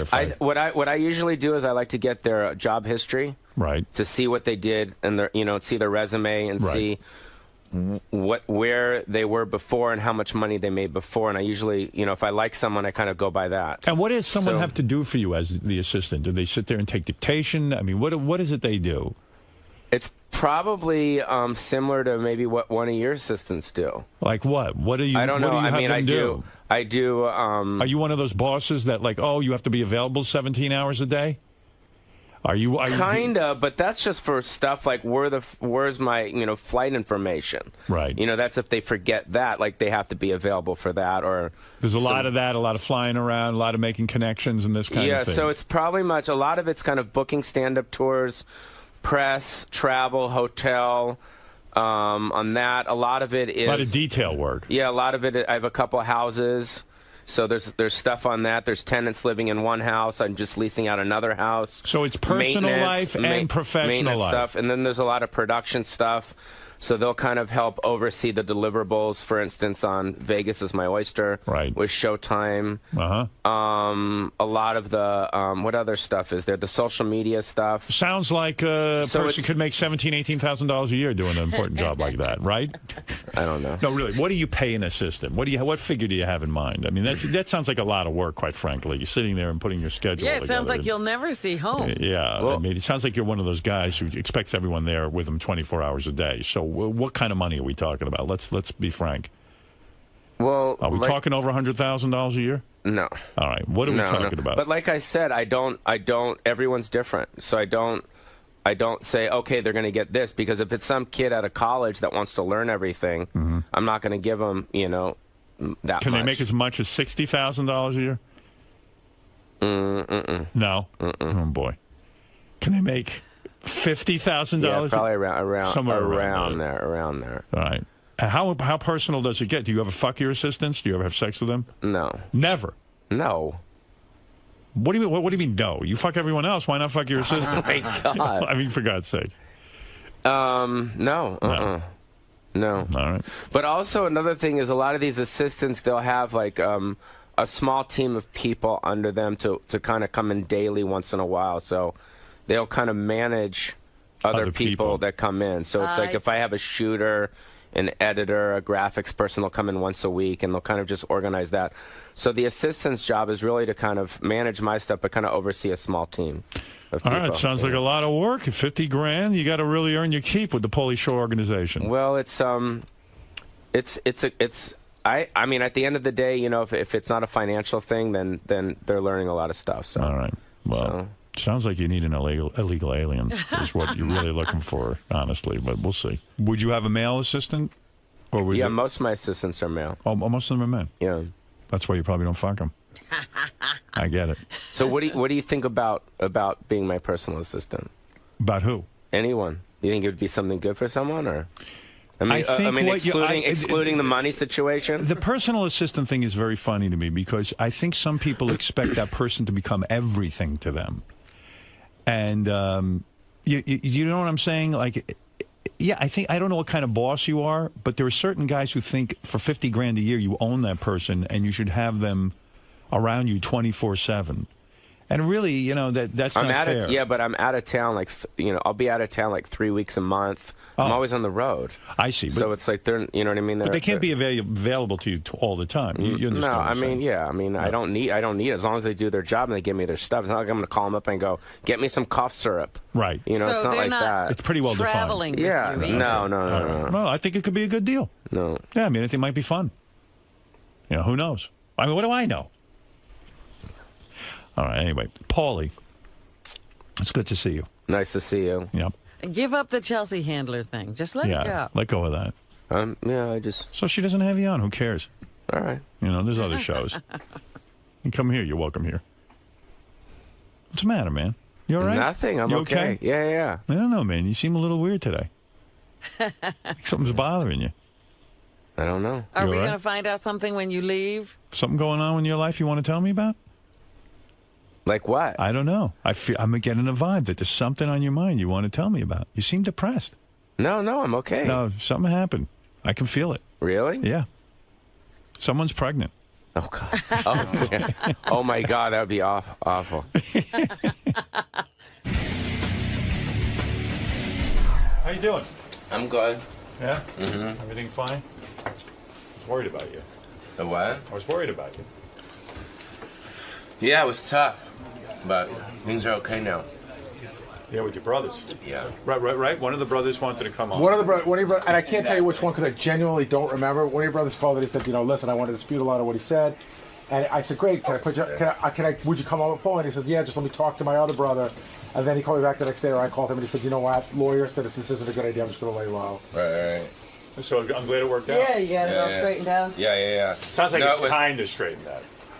No, it's definitely around the corner. Right. But it's not like what it was. It's not what it was at all. Like would you go? Would they say, "Hey, come on over for Thanksgiving," or it's not there yet? Yeah. Oh, it's Yeah. Well, that's good. Yeah. That sucks when it's not comfortable with your family. Good to see you. Yeah, thanks. Thank you for coming in again. Thank you. All right. Thanks. Good to see you, man. Thanks. Can I take a quick picture of you, man? Paul? Here, Yeah, 10, Howard. Let's go down again. I'll take one more. Awesome. Thank you very much. Later, guys. See you later, Paul.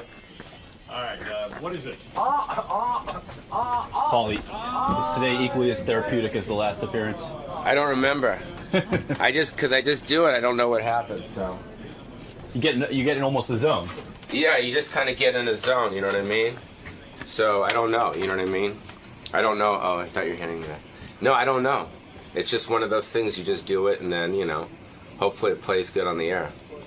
It did, and it was less family talk this time. It was more about sort of your career path and what's led you to this point. Do you ever reflect on that on your own, or is this No, I mean, Howard? It's the chance to get it all out there and think about everything that's gone on in your life and career up to this point. No, I try to on stage as a stand-up comic. I try to talk a lot about that stuff. You know what I mean? So that's kind of like a lot of the stuff that I've been talking about lately is a lot of his like autobiographical stuff.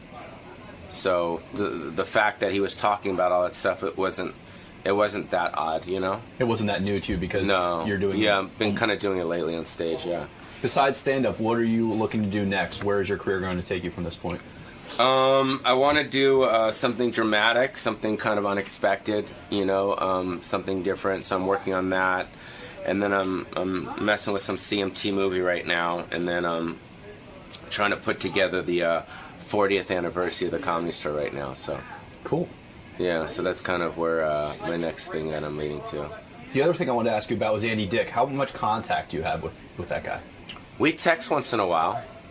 Are you going to relay any of this? Not as if Andy hasn't heard Howard's rants, but are you going to ask him about specifically his relationship with Howard and really what went wrong from his perspective? If I see him, yeah, but I'm not going to reach out. I'm not going to reach out to him and be like, yo, what happened? But if I see him, I'll ask him. Because I think that's his own deal with Howard, so I kind of want to stay out of that, But based on the information you heard from Howard's, with all the anti-Semitic rants and all that stuff, is it possible that Andy even has a side to his story, a valid argument, do you think? I have to hear Andy's stuff first. Mm-hmm. So I'm not quite sure. I haven't heard it, but I assume if Howard's pissed off, it was probably pretty bad. Right. But I haven't heard it yet. So if I heard it, I'd be like, oh shit, I can't. You know what I mean? So where I just hear it online or something, You have to do him diligence, so to speak, so you know where he's coming from as well. Yeah, I don't know. I don't know what he said. I heard it was bad stuff, but I mean, Andy, hopefully, Gary told me he wasn't on drugs or he wasn't drunk when he did it. Yeah, he sounded very lucid and clear-minded. Yeah, that being said, it sounds very kind of not like Andy. So I don't know. Maybe he's just bitter because Howard had a deal with Andy. Mm-hmm. Do you know what I mean? Right. He was doing shows fairly regularly. Yeah, and then Howard kind of snipped him, and Gary snipped him. So maybe there was something built up about that instead of Andy taking ownership, saying, "Hey, my show wasn't good," and it wasn't really where it should have been, and he he didn't take ownership, Right, now so, he feels slighted and bitter and all that. Yeah, so I think maybe it all kind of came out on this guy's radio show. Cool. Well, thanks for stopping by. Good luck with your future projects. Hope to see you soon, Paul. Thanks, guys. Bye. Thanks. Later. Why do you think you were so sweaty today? Oh, I don't know. My shirt. I know. Were you embarrassed? About my shirt? Yeah. Yeah, well, it's sweating. So I didn't know. I mean, I never worn this shirt before. Was there something you were holding back and not telling Howard? He thought something was wrong with you. No, it wasn't. I just didn't know where the interview was going to go. So I didn't know, you know what I mean? it was like we got out so much stuff at the beginning, and then after that it was like, I don't know what else he wanted to talk about. I mean, we started talking about the special and different things like that, but I mean, it's kind of like, you can't keep talking about one story for hours and hours. Right, but he thought something was maybe on your mind, something was wrong with you, you weren't telling him everything. He was concerned. Yeah, no, I am pretty much honest with him. Okay. I didn't say there's anything that, you know what I mean? So you're okay?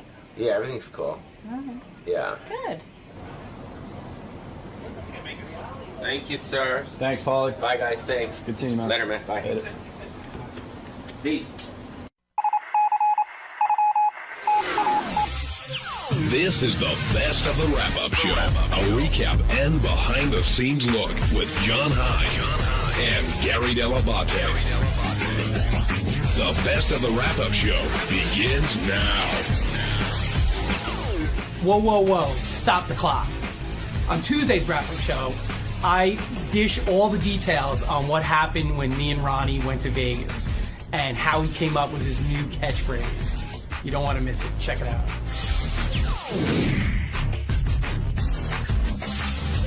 Speaking of Vegas, Benji, Ronnie's out there doing his annual. You host this thing every year now, right? I don't host it. I'm co-host. Guest presenter. Oh, guest presenter. Yeah, the first year I co-hosted it, and then they started using comedians after that. So how many years is this been for you? That was the fourth. This is the fourth year. Fourth year. All right. So you're doing, but Exotic Dance Awards. Okay, but other than that, you're doing other stuff for Ganji and Howard TV. There's a convention during the day, Right. And Ronnie has to appear Gentlemen's at the Club Rick's, convention. Right, Gentlemen's Club, and Ronnie appears at the Rick's Cabaret booth. So, like, what goes on at a Gentleman's Club convention? So you go there, and so there's a Rick's booth, and what do you do at the Rick's booth? Pretty much you just hang around and say hello to people. But why would somebody go to the Rick's booth? Like somebody thinking about being a franchisee? Yeah, Yes. exactly. And what happens is at this convention, there's everything from like people selling couches for clubs, people selling like liquid floors, Poles, lingerie. lingerie. Is there like a everything, funny yeah. money distributor? Or? No, but there's like wristband distributors. There's like There's everything that everything you can think of. Liquor Yeah, companies. liquor They give out companies. samples. All I right. mean, Now, did you say stop the clock off the top of your head, or was Ganji telling you to say stop the well, clock? I said it, and then he said, "Gee, that's a cool new catchphrase. Keep using it."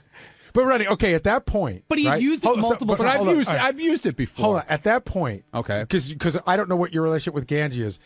Do you stop and you go, wait a minute? Ganji told me that's good. Is he fucking with me, or is it really good? You don't know because the way he tells you, it sounds like it's good. But that means he's good at what he does. Yeah, I guess it is. I guess he is good at what he does, little fuck. So at the moment, are you thinking I got another topless here? Like I've got something else I could. Well, that's the way Ganji makes you feel. so know? that's what you thought. Yeah, well, now I realize what he did. And Ganji, He's know making, he's making a TV show is what he's making. Like I hang out with Ronnie a lot, so he'll say things, and I'll be like, "Oh, Ronnie, that's great!" Like, and I really like pump him up, and I'll be like, Such a "Ronnie, woman. that's the way to do it." Like, "Oh, you should definitely do that." And I like because I know I'm like, and I just can't wait to get the camera going so I can get it on tape. Well, there are a couple of things that I noticed this morning. The first thing is, I think Ganji's like a funny guy, but to me, on the air this morning, he was like on fire funny. Like he's never been funnier. Yeah. And you seem to be his muse. It's when he mixes it up with you, he was like banging away. I know. Otherwise, he's a stale fucking piece of bread. The other thing is, I'm shocked that like you were yelling at him this morning. You were so surprised, and I go, wait a minute, wasn't it a mere 6 months ago that Ronnie was on the air giving Ganji's eating schedule and busting Ganji's Yeah, ball? exactly. So I thought it was funny that you were so irritated when you guys give it back to each other. Dude, he put up a thing on Twitter the other day. A platter of mozzarella. Did you see it? Did No. you follow him? I didn't see it. He puts up a platter that he ate for dinner of mozzarella and tomato and peppers and all kinds of crap. He goes, "This is my dinner. It was so good." This huge platter. He ate this whole thing by himself. So you're saying that platter's his hot chick of the week? Yeah, that's his hot chick of the week. Believe me. Let's get back to whoa, whoa, whoa, stop Whoa, the whoa, clock. whoa, stop the clock. And that was my favorite part of this whole thing was I by accident just said stop the clock at one point, just goofing around, and he goes, no.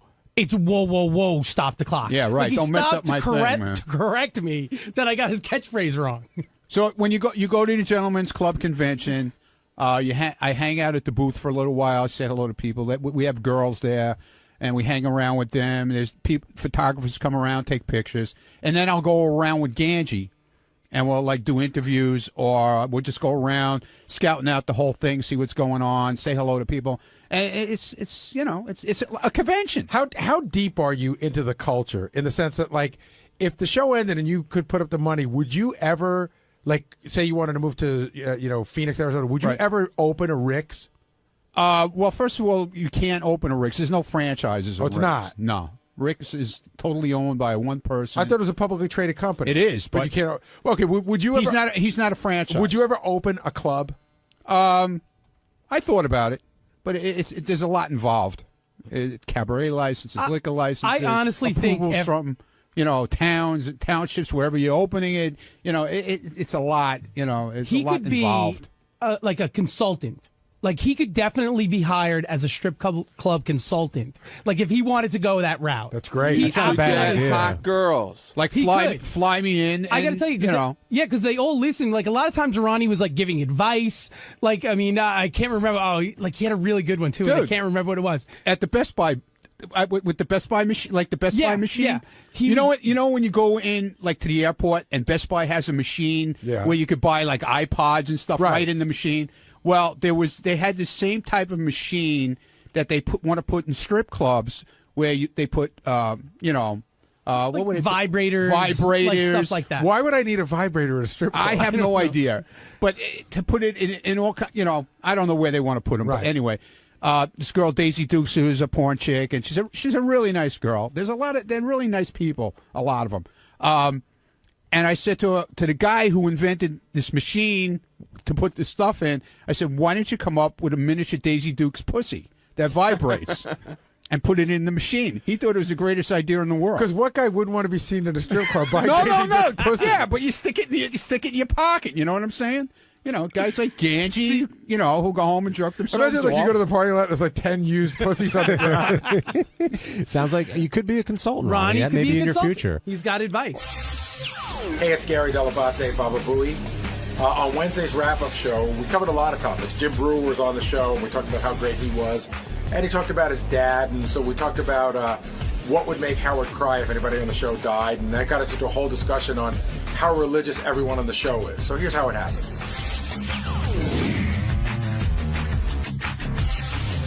Today, stopping by again, friend of the show, longtime friend of the show now, I guess, Jim Brewer. And Brewer always has stories, and he always has the energy and the family stuff. But the Steve-O thing today just took it up another notch. Well, not only did he have the impersonation down right, but he had the words and the phrasing down right. And I'll tell you, the one part of when he told the story about him being with him in London and they're going to set his hair on fire and there's nobody there. This is one thing that Steve-O does all the time. I go, Steve, please don't do it. He goes, dude, I've done it 1,000,000 times. That's his line. But, of course, he's done it like once or never. Now, I also thought it was interesting, speaking of the London thing, that Jim had the attitude of, not Steve-O isn't a comedian. He understood what Steve-O brings to the table, one in the audience, but also in entertainment. And it seems like other comedians would say, well, he's not a comedian. And there's an attitude that Jim just doesn't have. Yeah, and if you get caught up in that, then you could just play with a bunch of comedians. And maybe not in front of anybody. Now, the interview started with Howard saying that he loves Jim's book because it has it in the bathroom and he refers to it all the time, so he knows it very well. Do you take that as a compliment when someone tells you that they have your book in the bathroom? Absolutely. Yeah, it means they like it. Listen, even if it's in the bathroom and no one reads it, it means they want to read it. And it represents you, like when other people come to your bathroom. That's true. I remember one time we went to Jackie's bathroom and we saw there was a book that was in the bathroom that was the funniest book. It was something, I don't know whether Nancy left it there on purpose, but the book was Coping with an Alcoholic. So when you go to somebody's bathroom, you look at the books and you try to read into what the hell's going on. Of course. Now, Jim is now moving his dad in because his mother was beating up his father. But Jim's relationship with his dad, he's talked about it a few times on the show now. I mean, do you know anyone else who takes care of their family, both their parents and their kids, the way that Jim does? He really, when I met him, I just thought he was a funny guy, and he's sort of this wild, insane comedian. But from reading the book, and I even talked to him off the air a lot about his dad, he's really one of the most loving people I've ever met. I watched the trailer for that movie. If you go to Jim Brewer's website, you can see the trailer for the movie he's talking about. And it's funny because he's totally breaking his father's balls, but you can see it's out of love. Yeah. And then there's parts you can see even in the trailer where it's got to be a lot of love. Like he's got to change his father's diaper and all that other stuff.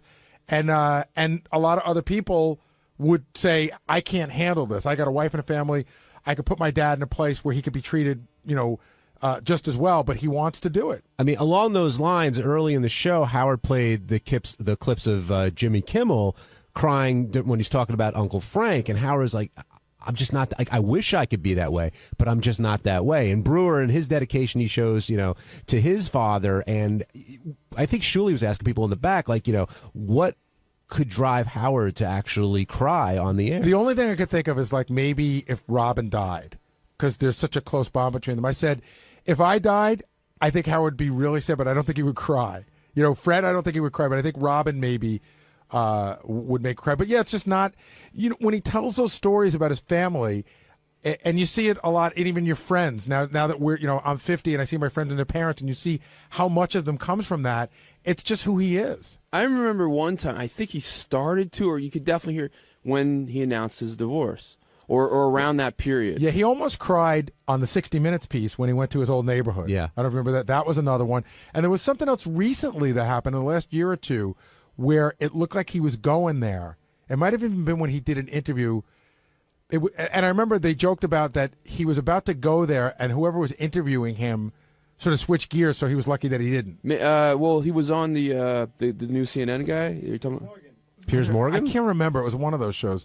And by the way, just to digress for 2 seconds, Uncle Frank on Jimmy's show, one of the nicest guys I ever met. I mean, huge fan of our show, nicest guy in the world. And I said to Howard, like, to me, it's a testament to Jimmy that how awesome it is that you get your own show and you can take your favorite uncle and put him on and put him in sketches and have him be funny. It wasn't like a pity thing that Frank was on. He was funny. No, Jimmy involves a bunch of his family on his show, and you could tell.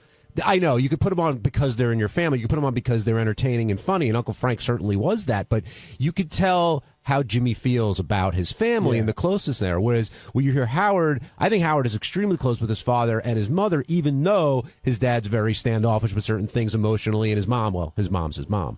But I want, unfortunately, and I hope it doesn't happen anytime soon, but his folks are getting older, and if he loses one of them, I think that's going to hit him real hard. I agree. So I said his parents or Robin. I did say when I got interviewed by Shuley, like his parents. But, even watching the trailer from the Brewer movie, like, and I wrote about this in my book. I had the same thing with my father. My father and I, and Jim Brewer says the same thing, we never told each other we loved each other. I never said, Dad, I love you. Well, I probably did, but my father didn't say it back to me. But I never for a second doubted my father's love. It just was, World War II veteran, it's just not his way to say that. And that's just how people can be. What do you remember, like, what your dad would say back when you said, I love you to him? I don't think I said it really to him until he was sick. I might have said it like once. I might have said, hey, Dad, love you. Yeah. And he might have gone, yeah. I don't know, like a grunt. No. Or like a grunt. It's just like, it probably made him a little uncomfortable. But you knew the feeling was there. Absolutely. Yeah. It's interesting. Do you tell your dad you love him? Yeah, I do. Yeah. I mean, like my kids and I, we say it all the time. I mean, I almost make it a point to say it to them. Do you kiss them? I do. Where do you kiss them? On the cheek. Okay. It's not to grab a little ass. No, I kiss them on the cheek. They're my kids. Do you say that to your dad? I do. My dad, I love my dad. I'm really close to him. I definitely, and I feel very much loved by him, by both my parents, but it's more something my mom would say back to me than my dad. He's very loving to me and will express loving, but doesn't call me up and say, I love you. No, I don't think very many dads do call up their, I don't know how old you are, but we do son kiss No, but there are moments in life where it may come up. Huh? Of course, I don't think anybody's dad. I don't call my kids up and go, "Hey, I love you." Well, I do but that. There are moments but I do that normally whenever I hang up with my parents. Like, talk to you later. I love you. What does your dad say? Look forward to talking to you on Thursday. That kind of, no, but it's not like an uncomfortable thing. It's just not as much his style to say. I use it as a goodbye. I think I don't know who put up the note, but I think what drove Howard to almost cry was he was talking about his father being how proud he was, and that's really what got to him on the TV interview. I think the thing for Howard too is it sounds like he and his parents are in such a great place right now, but it might not have been the same place 20 or 25 years ago. And again, having been through this, you get to a place where with your parents, is the older you get, the more you appreciate certain things and forgive certain things and understand certain things.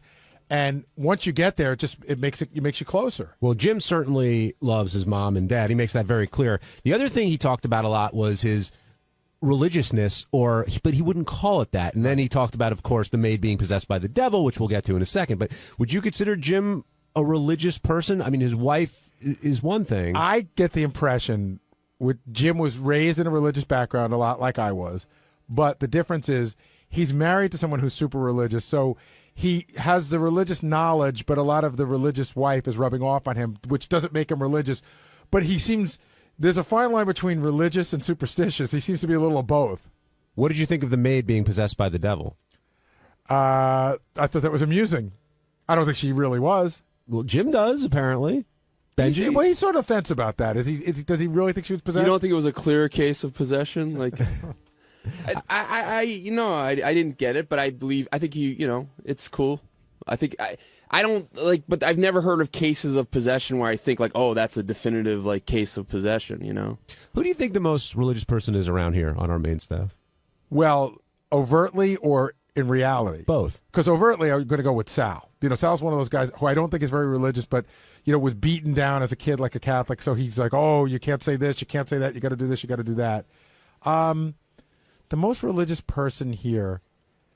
See, Benji's proud of his Judaism, but I don't know that necessarily makes him religious. I don't know that.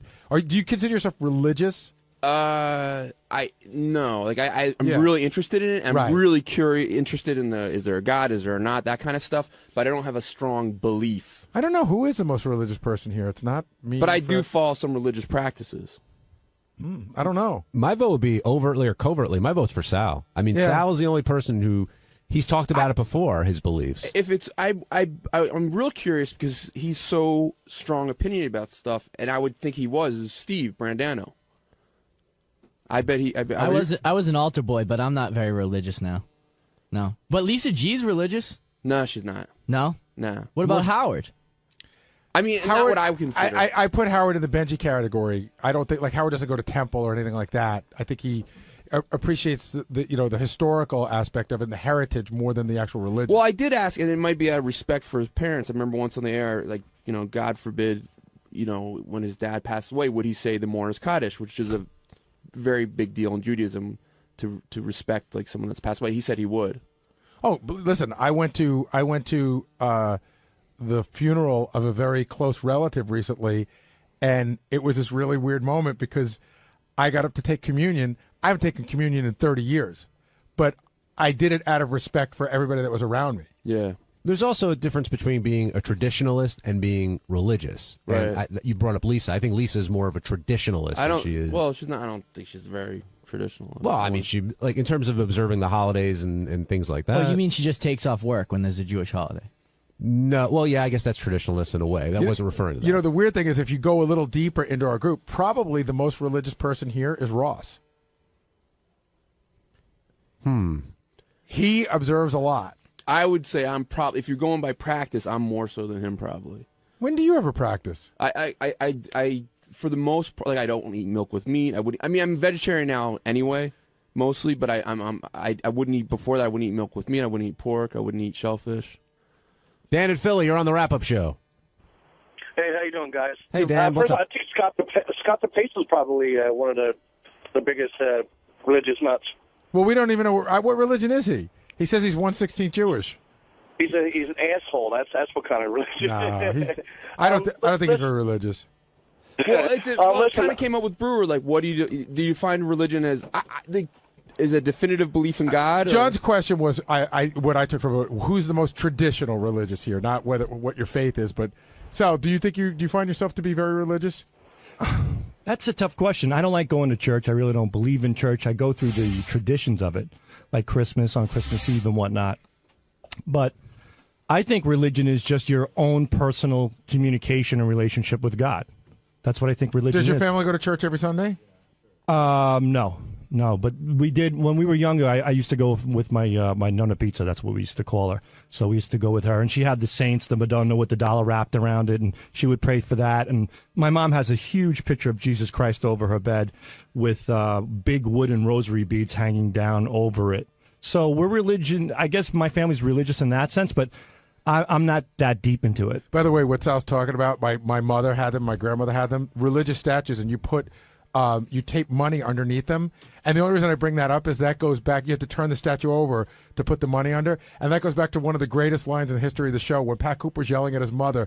And he said, Mom, you never turned over a statue in your life. That's what he's talking about. And I tell you, as a kid, being at my grandparents' house, I was, especially when the ice cream man came by, I was always tempted to take that money. But my grandmother, always told me, you take that money, something really bad's going to happen to you. You would get bad luck. So what's the difference between that and voodoo? Probably nothing. Voodoo is generally what? I could put a spell on you. Yeah, voodoo's more of an African religion. I think the Madonna with the money is an Italian thing. But you believe in God, right? Yeah, I believe in God. I believe there's something out there. I think there's something that we certainly need to identify with. I think we got here by some reason. I don't, there is. I think we all have a soul. I think there's somebody that we could communicate to. It's just there, and I think it's important to do that. John, where do you fall in terms of how religious would you say you are? Not very. I'm more traditionalist than religious, but religious enough to go through the the exercises, whatever else of being a Long Island Jew. My friend used to call it a revolving door Jew. Yes, because you go in for those 2 holidays. Well, I don't even go in for the holidays anymore because I felt a little hypocritical about it. But now, setting an example for my kids and all that stuff, I still do. Wait, that's interesting. Why, if it's not important to you, do you feel it's important to set an example for your kids to do it? I set the example to my kids that if you don't believe in it and you go, that's disingenuous. You're better off going when you feel like you need to be there. My wife feels that you should go. Oh, wait. So you're saying you don't go to show your kids? I didn't go before, but now I go. But wait, but you're saying that you should go if you believe in it. Right. But how's that setting the example for your kids if you don't believe it? Because I made the point for a number of years. Oh, and so then, now and then we all talked about it, and they said it would mean a lot. We if just you like your came, company. Okay. And I said, okay, I'll go. Okay. And complain about it the whole time, which is what a lot of Jews do, actually. I think Catholics too. Don't worry. worry. We do, big time. On Thursday's wrap-up show, we were talking a lot about Robin and her laughing at Howard when Howard talked about getting in touch with the weatherman. And then we moved on to Mad Dog Russo, but I saw Howard pop up on the screen, and he wanted to clarify why he got in touch with that weatherman and just didn't understand why Robin was laughing at him. So naturally, we talked to Howard, we gave our own opinions, and here's how it all went.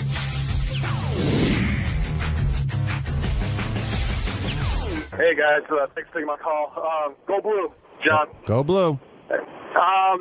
It really came across on the radio that Howard was pissed off at Robin when she just started laughing, but I cannot blame Robin because I just thought it was really cumbersome the way that Howard was explaining that he had basically his own personal weatherman tweeting to him, and it was hilarious. I was laughing along with Robin, and just it seemed like the weatherman was like maybe wanted to have some kind of contact with Howard and Beth that he had this inside track that he was giving inside information, which was all known to publicly anyways. But it was really funny, and I think like Howard said, after he put it in perspective with Mike, met with Mad Dog and Mike, and so that it should be water on the bridge and not taken with a grain of salt. I think the thing that pushed it over the edge wasn't Robin's initial laughing. It was her continued laughing. Uncontrollable laughing. And later uncontrollable laughing. And then you heard Howard's voice turn and explain, what was going on with the weatherman there. I also thought it was interesting. It's one of the handful of times I can remember tension like that between Robin and Howard, at least that I was aware of it. First of all, Robin has a personal captain, so I don't know why she's yelling at Howard for having a personal weatherman. But I also think, again, the way Howard told the story today makes a lot of sense. It was somebody that Beth followed on Twitter, so they became Twitter friends. In the age of Twitter, you become quote-unquote friendly with people a lot easier. Like, I became friendly with ESPN's Matthew Berry on Twitter, and I sometimes email him for fantasy, news or updates or something. And I don't consider him my personal fantasy guru. I don't think Robin would laugh if I said, "Oh, I emailed this guy for fantasy stuff." So I don't know why it's so funny. No, actually, I think they were actually already friends. Right. And what Howard said, they were friends before. He said, "Oh, hey, follow my Twitter. It's good for me to follow." Right. If you were friends with a guy who was a weatherman, and there was a big thing going on, you thought you might have you had to evacuate, for instance, and you might have information an hour early. Why wouldn't you take it? I've called the Yankees before because I have some friends that work over there, and they're always monitoring the weather for games. I can see Robin's point of view a little bit because it's a little bit like you're like, okay, come on, I know what you're saying on TV, but tell me the truth. Like, Right. what's really going on? Right. Like they're doing. But I That's can funny. see like that you really do like. Okay, I'm specifically like right here. What do you think? I would ask, wouldn't you? Yes. Brian in Ohio, you're on the wrap-up show. Hey guys, you guys just talked about exactly what I was going to say, but I just thought it was so ridiculous that didn't you guys notice that Howard changed his story as Robin kept laughing, and it got from we wanted to know what the weather was like, so we called the Sam Champion, and then it was wait a minute, we didn't call him, he called us. It wasn't And Sam then Champion, but go ahead. Oh, I'm sorry. It's It was okay. somebody else. I can't remember. John Anyway, Bolaris. but didn't you notice that it changed to we just ended up following him on Twitter, and that's how we found out. No, that's not what they said. He said the way the whole conversation started was this guy, was it Bolaris, John Bolaris? I guess he's friends with Beth and Right. Howard, and he said to Beth, "Oh, can you follow me on Twitter?" Like maybe he called her up, said, "Because I'm doing all these hurricane updates on it." Okay, I don't know. It just seemed like his story started changing the more uncomfortable he got, and that made for such great radio. I was dying. I just there's not one person in this room that if they weren't friends with a weatherman wouldn't call him for a little person. Like it makes total sense. I don't think it's crazy. And Benji, when you're saying tell me something that I should know, I don't think it's that. But what if a guy's not going to be on the air for 2 hours? Yeah. And if he's sitting in front of it right now and he goes, "Yeah, I'm going to go on the air in an hour. This is what I'm going to say, but I'm telling you early. So if you have to evacuate, here's a way to get out early." I think listen, it was the most fascinating thing if you lived in the East Coast going on. It's interesting. It was an interesting Every thing to ask channel about. on TV had constant. You couldn't watch anything else but storm coverage. Yeah, but you don't know. So there's no I got to reason. tell you, some of those people I don't trust. They're lying. The weathermen are lying to you. No, I think in my mind, and I know I'm crazy for saying this, some weathermen are better than others, but they're probably all the same. And I also think if I had a friend that was a weatherman and I called him, what I would be hoping to hear is, look, dude. The storm looks like it's going away. We're still hyping it up for the ratings, but don't worry so much about it. That's what I'm looking for. Here's my thinking. I think Sam Champion is very believable. The reason is he's been on the air for 20 years. If he sucked as a weatherman, they would have fired him already. So he must know what he's talking about. So and what I'm saying is ridiculous. Dr. Frank Field was your guy. I guess. Absolutely. Yeah. Growing up, Dr. Frank Field was a legend. All right. Howard, is that you? Yeah, it's me. Hey, how you doing? All right. Hey, first of all, I'm calling in because I'm listening to the discussion about John Bolaris, the weatherman, and people are saying I changed my story. The story is very simple, and I want a chance to clarify this because I still think Robin's laughter was inappropriate. Here's what happened. We know John. John lives in our area. He knows where we live. We were being told to evacuate. I said to Beth, I think it's ridiculous. Based on the weather information I'm getting, I think we should stay where we are. Not going to move 3 cats and a dog. It's ridiculous. We're staying, and our neighbors are staying. So I told her that. She's friends with John and said that she was talking to John and said, "Oh, we're staying." He said, "Hey, can I speak to you guys about that because I want to tell you something." He called and said, or Beth called him, I don't remember which it was. But in any case, they had a discussion in front of me where they said, "Hey, Howard thinks we should stay." And he said, "I really don't think that's a good idea. And here's why. Because of what the tides are going to be and this and that and the other thing, that it's going to be, crazy and there could be flooding and all of this." And so he advised us that my decision was not accurate, that it probably should leave. Now, what the fuck is so funny about that? I got to say, what you just said to me made total sense, and I'm not being a kiss ass. Yeah. Because we were agreeing with you. I'm not looking for a personal weather forecast. I made a decision to stay. He heard about it. I didn't tell him my decision. But he said, "Hey, I hear your decision. Look, I'm a professional weatherman, and I know the area because I live there. And I'm telling you, it could potentially be a lot worse than you're imagining." That makes sense. I think He's a friend who was concerned. I think Robin heard it as we talked to our own personal weatherman, and that's why we decided to do what we did. I think that's the way she heard I don't even it. really know John as a weatherman. In fact, he had to tell me what he did for a living. I'm not familiar with the local Philly market. And he, in fact, had said to Beth, "Why don't you follow me on Twitter? I'm doing all these hurricane reports." And so she's a friend, and she said, "I'll follow him on Twitter." So I don't know. I mean, listen, why would that be funny? I think Robin laughed way too long. Yes. And I didn't understand it. Would it be? I'm not angry with her. Would it be fair to say you were irritated? Hold on a second. Ronnie and I are about to die. What's going on up there? Drive safely. He's in a fucking rush. He's like a mental case. Easy. It's not funny. Stop the clock. Howard, were you pissed? I mean, at her initial reaction, or the fact that she just went into No, I felt hysterics? the over it? laughter was going on, and in fact, I felt that she was laughing because she got caught up in me saying, "What do you think so funny?" And then she just couldn't answer, so she kept laughing. I didn't feel the laugh was real. Interesting. I thought I thought the laugh was real. I don't know about you. I don't think so. I don't think it was. But Robin, I wasn't mad at Robin. I mean, I wasn't, and that's another thing. I'm not angry with Robin. Listen, Robin is there to react and do things on the air that are provocative and interesting, and to be herself. Well, maybe not mad, but you could be. It could have irritated you or make you feel It bad. irritated me because I didn't think it was funny. I mean, I didn't. I was like, well, what is funny about a guy calling up and saying? And maybe I didn't explain it well to Robin, but We all got it. yeah, Robin, oh, you did. Yeah, we all understood. Yeah, I mean, so I thought, well, maybe there's a joke here that I'm not getting, that there's something crazy in the fact that this guy's a weatherman and he's concerned about us and thinks I'm making the wrong decision. Well, Benji was saying before, it's one of the few times where he sensed genuine tension between you and Robin. Is that was, is that was No, going I on? didn't. I didn't have. Honestly, I wasn't upset or angry. I was just like, well, I don't understand what's funny. But you seem to me that you were. I was irritated. Yeah, maybe not at Robin, but at the situation. Like that I was seems. irritated. Yeah, I was that irritable. seemed to be real. I'm emotional. irritable all the time. I mean, I'm always irritable, Bench. Howard, what's your gut on Bubba after talking to him today? Oh man, I don't even know if I want to tell you my gut. I think Bubba and you see, this is all. By the way, this is based on nothing. Okay, I think Bubba's a wild guy. I mean, genuinely wild. Not a radio guy posing as a wild guy. He's wild. I think he's wild. I think she's wild. And in my imagination, by the way, I'm purely making this up. I have nothing to base it on. That she gets a little crazy and he gets a little crazy. Like maybe even open marriage stuff. But by the way, I just totally made that up. Right, but if that were the case, when it comes, how can an open marriage last forever, or does at some point does it get weird for one person or the other?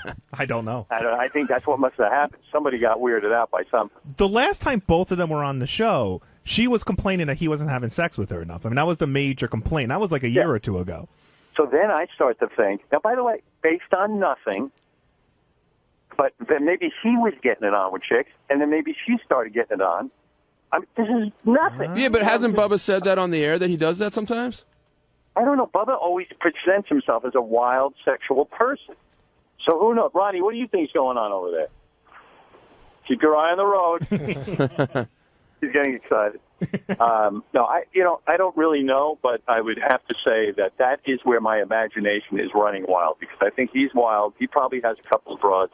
Maybe she's got a dude or a couple of dudes. Now, by the way, this is all my fantasy. In your fantasy, do you think he wants to be back together with her? Yes. See, in my fantasy, she got something going on the side, but it's not dudes. Oh, that's hotter fantasy. But that's just my fantasy. I don't know. Radio guys are a very different breed than most people. Well, you're I mean, you're very different than most radio guys. I am. I'm not, because I've been sequestered. I'm a self-imposed exile. I'm more sort of on my own. But a lot of radio guys, they bond. They have lots of hijinks. Like Bubba's a man's man. He has lots of bros. They hang out. I mean, anything could have gone wrong. And when he says he's, preoccupied with a lot of different things, I don't know. It feels like there's more to the story. So Bubba's trying to win her back? I don't know. I can't figure it out. It depends what the scenario is. Yeah, I just think that he really, I felt like he didn't want to give anything away today, and he was going to bear the brunt of it for, say, it's me, because he just didn't want to talk about anything. But didn't you think he actually sounded today like a guy who's already lawyered up. So he's like the lawyer saying to him, you shut your mouth, Bubba. Don't say a word. I don't care what good radio comes out of it. See, I took it he was doing kind of the Sal rap, like it's me. I'm my focus is in the wrong place. I need to spend more time. That whole thing that Sal did when he had his issue with Christine and the emotional friend. Yeah, I don't know. Sal's story is the most outrageous. Like, Sal's got this hot wife who doesn't want to have sex with him, and then has an emotional friend. I don't know. Could that be Bubba's situation, that she's got an emotional friend, like a lover or something? I don't know. I bet she has emotional friends. I mean, Bubba can get lots of women. I know that. He's very masculine. Well, he definitely Bubba seemed to imply something happened because he said, whatever happened, I'll take the blame. Yeah, something happened. So maybe. So when I hear a guy say that, this is all my imagination, that he's with chicks, and then all of a sudden she says, fuck this, I'm going to go get a guy, and then he gets pissed, something like that. But who am I to even think that for a minute? I mean, Heather's a Sunday school teacher, isn't she? I think you might be right. Yeah, so I don't know. I don't know who the hell knows what happened. I mean, you never know, and maybe we'll never know. But he lives a wild life, Bubba. And he was also torn with I know what makes good radio, Howard, but I don't want to answer your question. Yet if I don't answer it, then I'm not going to make great radio for you. That's why I think he's a guy who's already gotten a lawyer.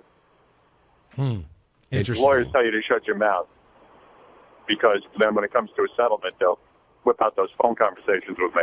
That's true. I've seen many a conversation be subpoenaed. Or it could be that he really wants her back and he doesn't want to screw it up. Could be that. Think? It could be that too. I think this deal is done. Yeah, I think more of what you said. A guy who lawyered up, who's got to get his ducks in a row, doesn't want to say anything to fuck that up. Hey, Howard, She seems like, by the way, a really nice girl too. So, in my heart of hearts, I'm being honest now that I really do hope Bubba patches it up with her and they have a nice, long, wonderful, loving relationship. Because divorce, especially with kids involved, is maybe the worst thing. It just explodes a family. And don't forget, Heather's been raising his son with him, and he's been involved with her daughter. So, it's just the worst thing in the world. And also, you really do. I don't think people value their marriages enough. Like, when you have someone who really has your back and things are going great, it can really be the most valuable relationship, ever in your whole life. There's nothing more valuable than that. So I hope they work it because I like Bubba and I'd like to see him have some peace in his life. Howard, I'm curious, like, if you talk to Bubba off the air, does that make it really hard for you then to discuss it on the air because now you know something?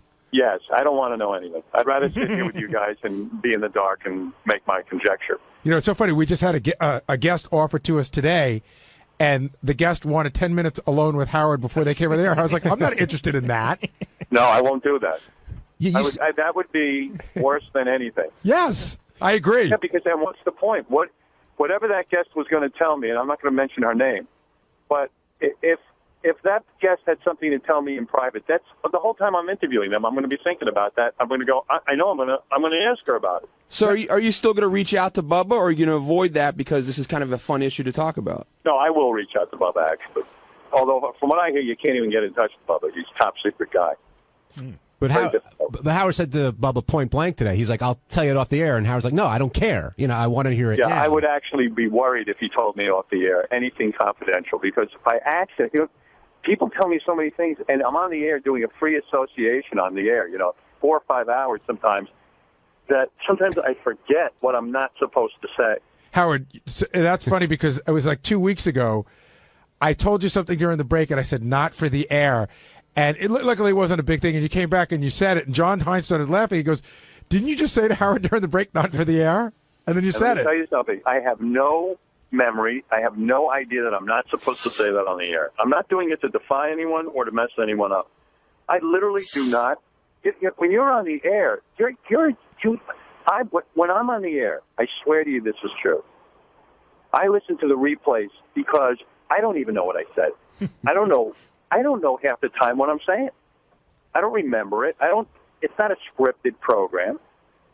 So, it's like just coming out of me. I'm almost listening to the show as it's happening. It's not, how much time would I have to sit there and really analyze what I'm saying? I don't have any. Howard, one last question, then I'll let you go. Was Steve Leeds waiting outside your door when you left today? No.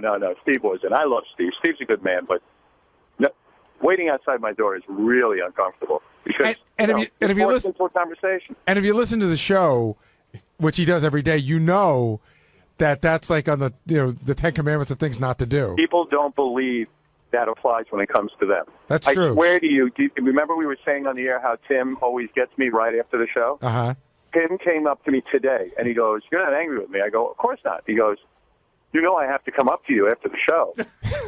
And I go, you do? He goes, well, I have things I want to say, and I don't care. I can't wait. But I go, Tim, And I got uncomfortable. I said, well, yeah, of course, It's like Tim doesn't think it applies to him. No matter how many times have we had this discussion with Tim? A lot. Yeah, we just say, Tim, look, I'll deal with you all day. When it comes to our radio channels, I'm there 24/7 for you. I said, all I need is a half hour after the show to unwind, where you don't lay everything on me. Because my opinion is useless after the show. I'm fried. I just need 20 minutes to meditate, and then I can meet with you. But he doesn't believe it applies to him. He thinks I'm kidding. Does that apply to him being in the studio as well, Gary? No comment. About you? When have I ever said that to you? No. I said, does that apply to Tim being in the studio during the Oh, breaks? yeah. Well, we've told Tim that. We said, Tim, there's no need for you to be in the studio. He goes, no, I need to be there to hear what's going on. Do you know that there's some days, we have such limited time during the commercial breaks, that there's some days that I sprint in front of Tim as he's going in to get to you before he does?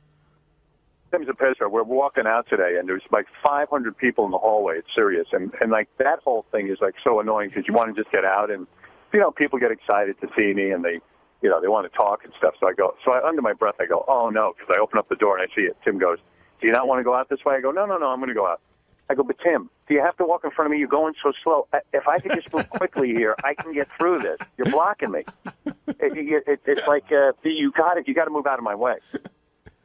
Oh man. So but I love Tim. Listen, let me tell you about Tim. There isn't a better guy on the planet who could be the program director of these channels. First of all, I'm nuts.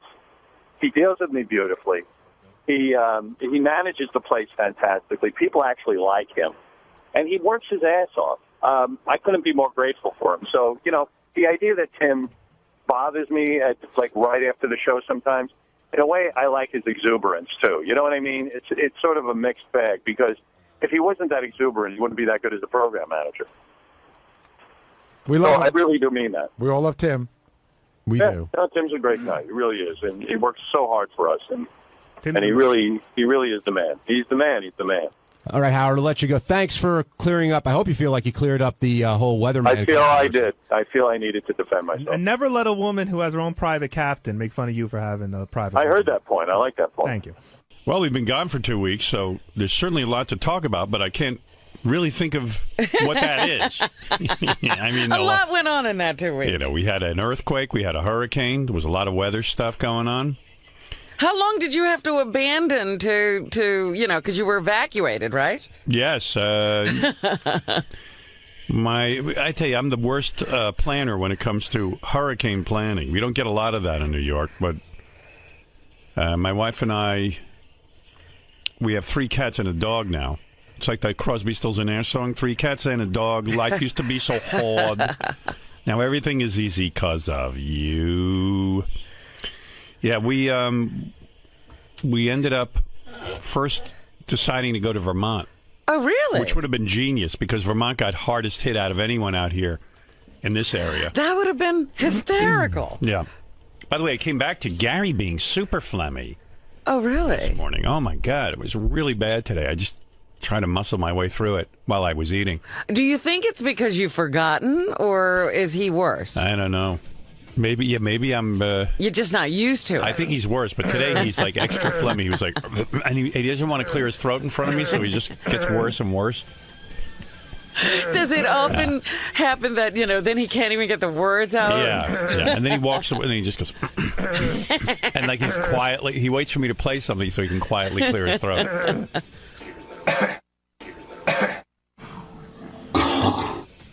I don't think he unloads till he's here. I think he builds it all up for 2 weeks and then lets me have it. I'm fine now. Now you're fine. Yeah, it's just it's that thing. It's a 20 minutes of you staring at me and me knowing this is coming. I didn't stare at you. Al, I know that you know. I looked away. You and I have this unspoken thing going on about it that's so fucking weird. And I know that you're going to do this, and it makes me crazy. I'm fine now. There's no phlegm in my voice now. Nothing. I know. But he gets in front of me, and he goes... So this is psychological now. Every time he sees you, he gets phlegmy. Some people have psychological problems, and they turn to drinking, or they hallucinate. He just gets phlegm in his throat. I wonder if John Hine and JD noticed. They're in on it. Do you all look at each other? No, I've given up. I just try not to throw up while I'm eating. Did you notice it today being really bad, JD? I didn't notice it in here, but I was like finishing putting stuff on my wall, and I heard Gary come out of the studio and go, yeah, it's disgusting. Oh, my God. Oh, my goodness. So he has to really get it out once he leaves the room. Yeah, listen, that happens to me too while I'm on the air. I mean, it's natural to have something like that happen, but what I can't leave. If he could just walk out of the room and clear himself. But then he'd never get to talk I mean, you want me to to keep you. doing that? You want me to stop in the middle of something and go out and clear my throat? I think so, yeah. I think I do. Okay, because that's what I'm going to do. All right. And you just have to deal with it, you know. So disgusting. I don't know. What can I tell you? So, welcome back. Yeah. Well, anyway, getting back to this hurricane thing, I might as well tell you what happened. So, You were talking about being a bad planner. Yeah, so we wanted to get there was danger of flooding where we are, so we wanted to get the cats and the dog. First, we were going to go to Vermont, just my wife and I. And you were going to leave the cats and the dog. Yeah, and she goes, so I don't feel right leaving the cats and the dog. I go, they'll be fine. Because I knew the hurricane was going to be downgraded. I just did, but then I couldn't guarantee her that it would be. So then all of a sudden I'm like 10 minutes from leaving for Vermont, and I realize I checked the weather forecast again, and they're saying that Vermont is in the trajectory of the hurricane. Right, you're moving right into the hurricane. I go, what am I doing? I'm going to drive 5, 6, 7 hours to Vermont. To be in the hurricane. To be in a worse spot? Where am I going to go? I wanted to go to my parents' house, but then I knew that would be a disaster because my mother doesn't like pets in the house. She doesn't like the dog or the cat. She likes animals, she claims, but she doesn't like them in her house. My whole life growing up, She likes them in a zoo. Yeah, I wanted some sort of pet, and she would go, listen, animals are not meant to be in the house. Oh, dear. So I knew if I brought, she'd be miserable. I said to Beth, my animals all spend time in North Shore Animal League for the most part. I said, they were in cages. Can't we put them in a cage in my parents' house for 24 hours? So we're thinking that through. Like maybe if there's ever another hurricane, we would at least have a place to go and get one of those huge cages, And so for 24 hours, they're in a cage. But Long Island was going to be in the hurricane. Yeah, but they weren't hired. evacuated. Yeah, they were hired. So I didn't know what to do. So Beth said, let's go to my parents in Pittsburgh. So now I'm going to Pittsburgh. Long story short, I spent 3 days in Pittsburgh, which was actually not that bad. Not bad at all. We had kind of fun. Her parents weren't there for the first 2 days. They were visiting her grandmother. Down in Florida or something? Well, no. Not in Florida. She lives in Erie, but not they had a regularly scheduled trip. So it was like, okay, we'll go there. We'll set up the cats. We'll set up the dog. The whole idea was to get all set up. And we did.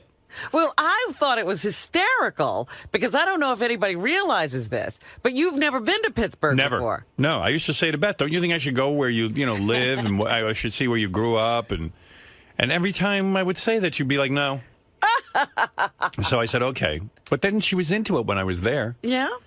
We saw some great things in Pittsburgh. I went to the Petco. Not Petco, is it called... what's the pet store like where you get pet supplies? Well, there's PetSmart and there's Petco. Maybe I was at Petco. I don't know where I was. I was at some pet place. Like a big pet place? Went to a couple of restaurants. The worse in Pittsburgh than in New York. We went to a restaurant with our parents one night, and then the waiter press released it. Like, there was a whole big article about what I ate. Really? And what I tipped. Oh, I'll have to read this. And I was like, wow, I thought Pittsburgh was mellow. It's worse than New York. What you tipped? That's not... Yeah. He was very generous, left a 50% tip. He loved here's what he ate for dinner. And well, he's really drumming up publicity for his restaurant. Yeah, well, he probably figured I'm never coming back there, which I'm not, even though it was a good restaurant. But the food was good. It was tasty.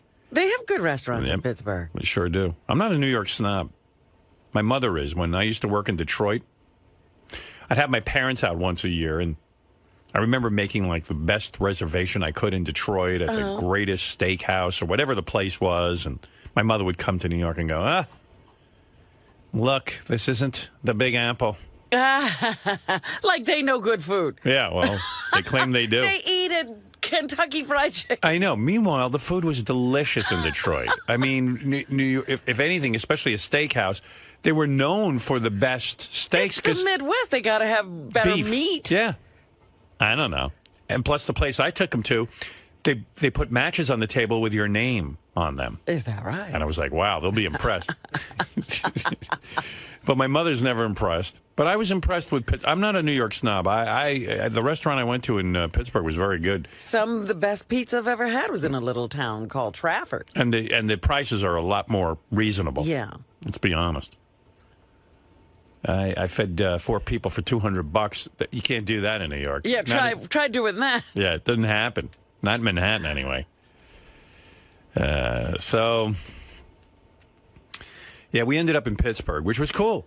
I was laughing. I said, "Oh, the hurricane blew him to Pittsburgh." Yeah, it was just like a whole ordeal though with the pets, and I wanted to leave the pets. Did you drive? No, we flew. Oh, okay. It was a whole ordeal But with you that. flew the pets? Yeah, we flew everyone. Bianca, the cats. Did you put the No. cats in the hold or No, anything? not in the hold. That's a very expensive trip. It was a very expensive trip. Just to get out of the hurricane. Yeah, that's right. Yep. It was wild. I said, how come I have to go to Pittsburgh? Other people are, I should have taken the space shuttle to the moon. It seemed like the only reasonable place to go.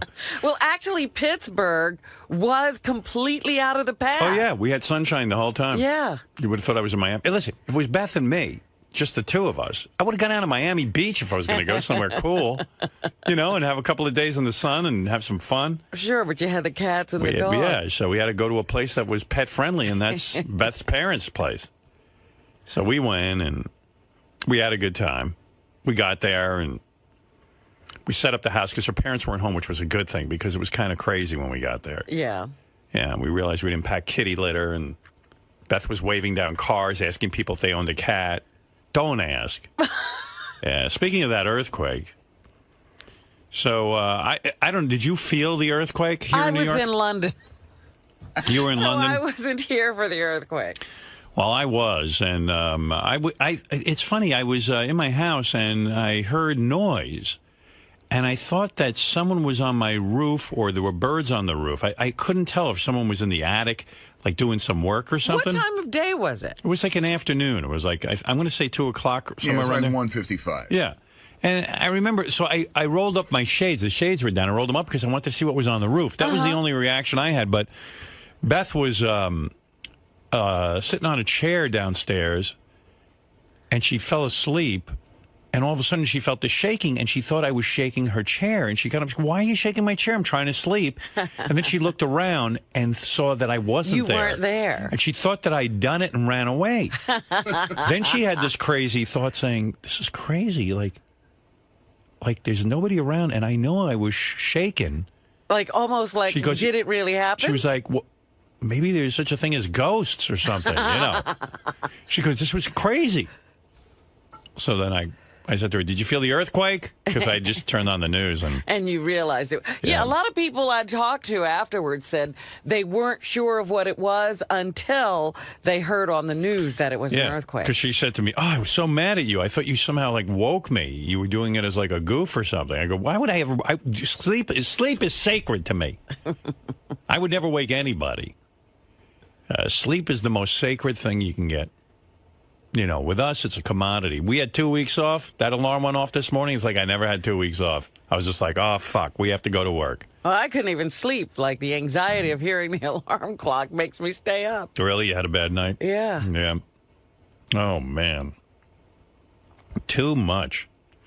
Let's say hello to a few people. It's been a while since we've... But so your house went through the earthquake, no problem. I mean, the earthquake, no problem. Hurricane, no problem. No problem. And remember I told you my good friend John Keene fixed my parents' house? Uh-huh.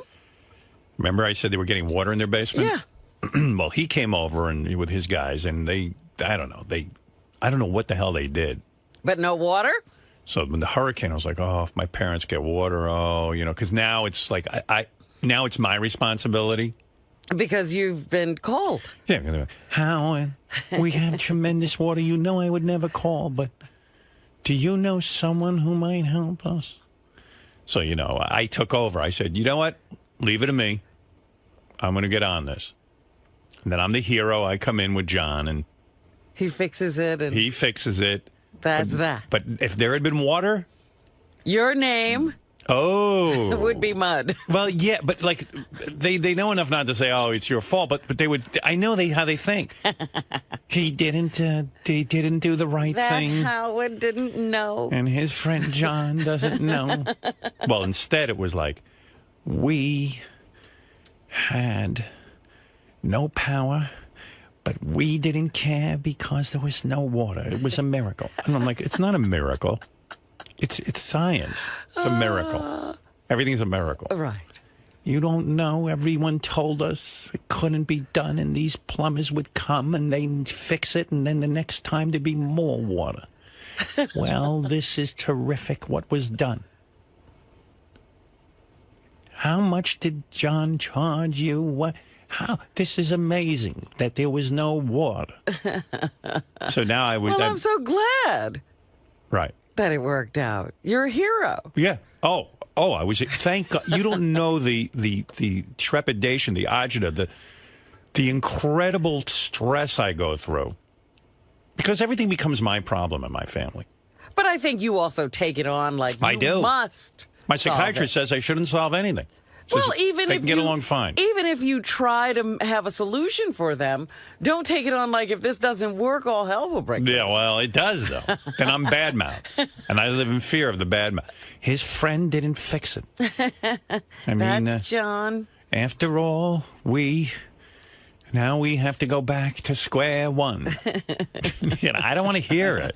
But they lost power? How long were they without power? They didn't care. Because they didn't have any water in their basement. Well, I just remember the time they sat in there in the freezing cold for the longest. Oh, my God. Yeah, they lost power, but it came on like in 2 days. Baba Booey didn't have power till Friday. It was like almost a week. Wow. Yeah. Oh, yeah. That was unbelievable when my mother lost power in the winter and had no heat. Yeah. Howard, a terrible thing has happened. What is it, Mom? We haven't had power for days. Your father and I are freezing. We haven't had heat. We're wrapped in blankets. We're freezing. Well, Mom, why the fuck didn't you go to, like, the Garden City Hotel? What? We don't want to leave if we want to see if the power comes back on. How would we know? And you're right. I should have hung up the phone and just said, are you guys insane? They're waiting for the power, but they're freezing. Just go to a fucking hotel. Right. Or somewhere where there's power. No. I said, well, why don't you come to me? We didn't want to bother you. They don't want to leave their house. So I said, come to me. Then my mother shows up. I sent the car for them. The car had heat. My mother's in the car for 2.5 hours with the heat on. But she goes wrapped up in like a coat and blanket and won't take her coat because she has to show me. That's right. She still wants you to know how she was wrapped up. I'm freezing. I go, wasn't there heat in the car? Well, yes, but I'm chilled to the bone. So they were in my house, which was up to like 100 degrees. And I served them lunch. Halfway during lunch, my mother took off her coat. Wow. Yeah. And I served them soup, tomato soup. Finally thawed. And grilled cheese sandwiches and everything. And she finally took it off. And she had a scowl on her face. She was miserable. And then every minute afterwards, the phone call started to her neighbor. Is the power on, Gail? I go, Mom, why don't you relax? You're here. Yeah, you don't Spend have a few to go days. anywhere in a hurry. Oh, they called every half hour. Is the power on yet? Poor Gail, because she's just being reminded that she has no power. Then when the power came on, Ben! What? The power is on. Gail says the power is on. And so they got to make a beeline out of there? Maybe you ought to wait a while because it's still going to take time for your heat to come on. Ben, we have to go.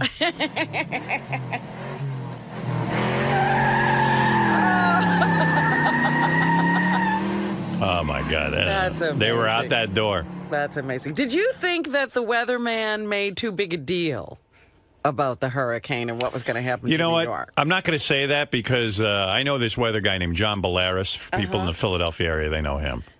And he's a weather guy. He's all upset that people are going around saying that. Balearis was on. He's the reason I evacuated.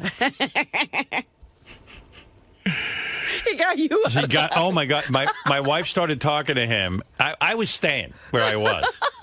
He started talking about how water was going to be up to the doorway, but not over the house. And I was afraid of tsunami, so he had me so worked up. But then I understand he was very depressed because people were saying that the weather people overreact, so they'll get you to tune in and everything.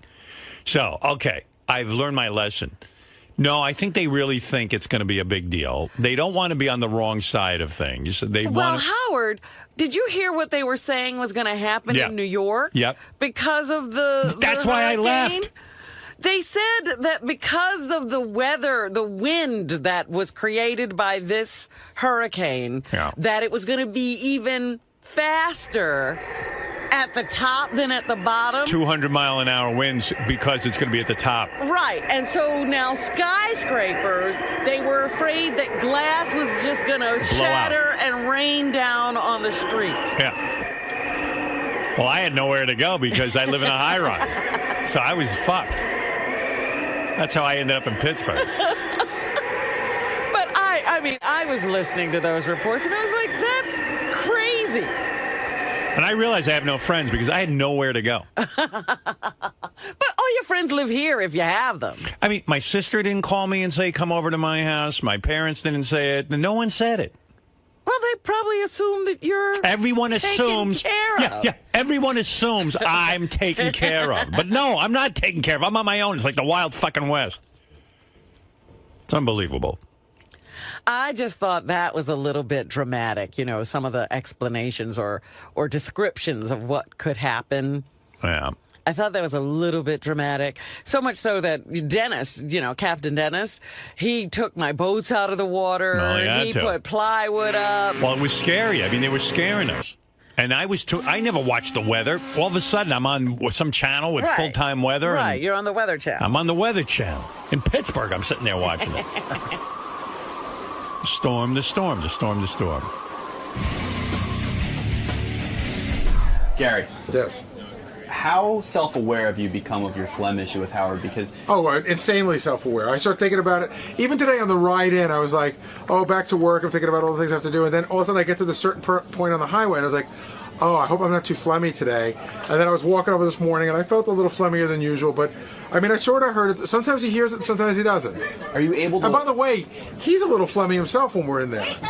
Can this be attributed just to the fact that it's the morning and you're a little bit congested just naturally from waking up? Because you don't smoke anymore.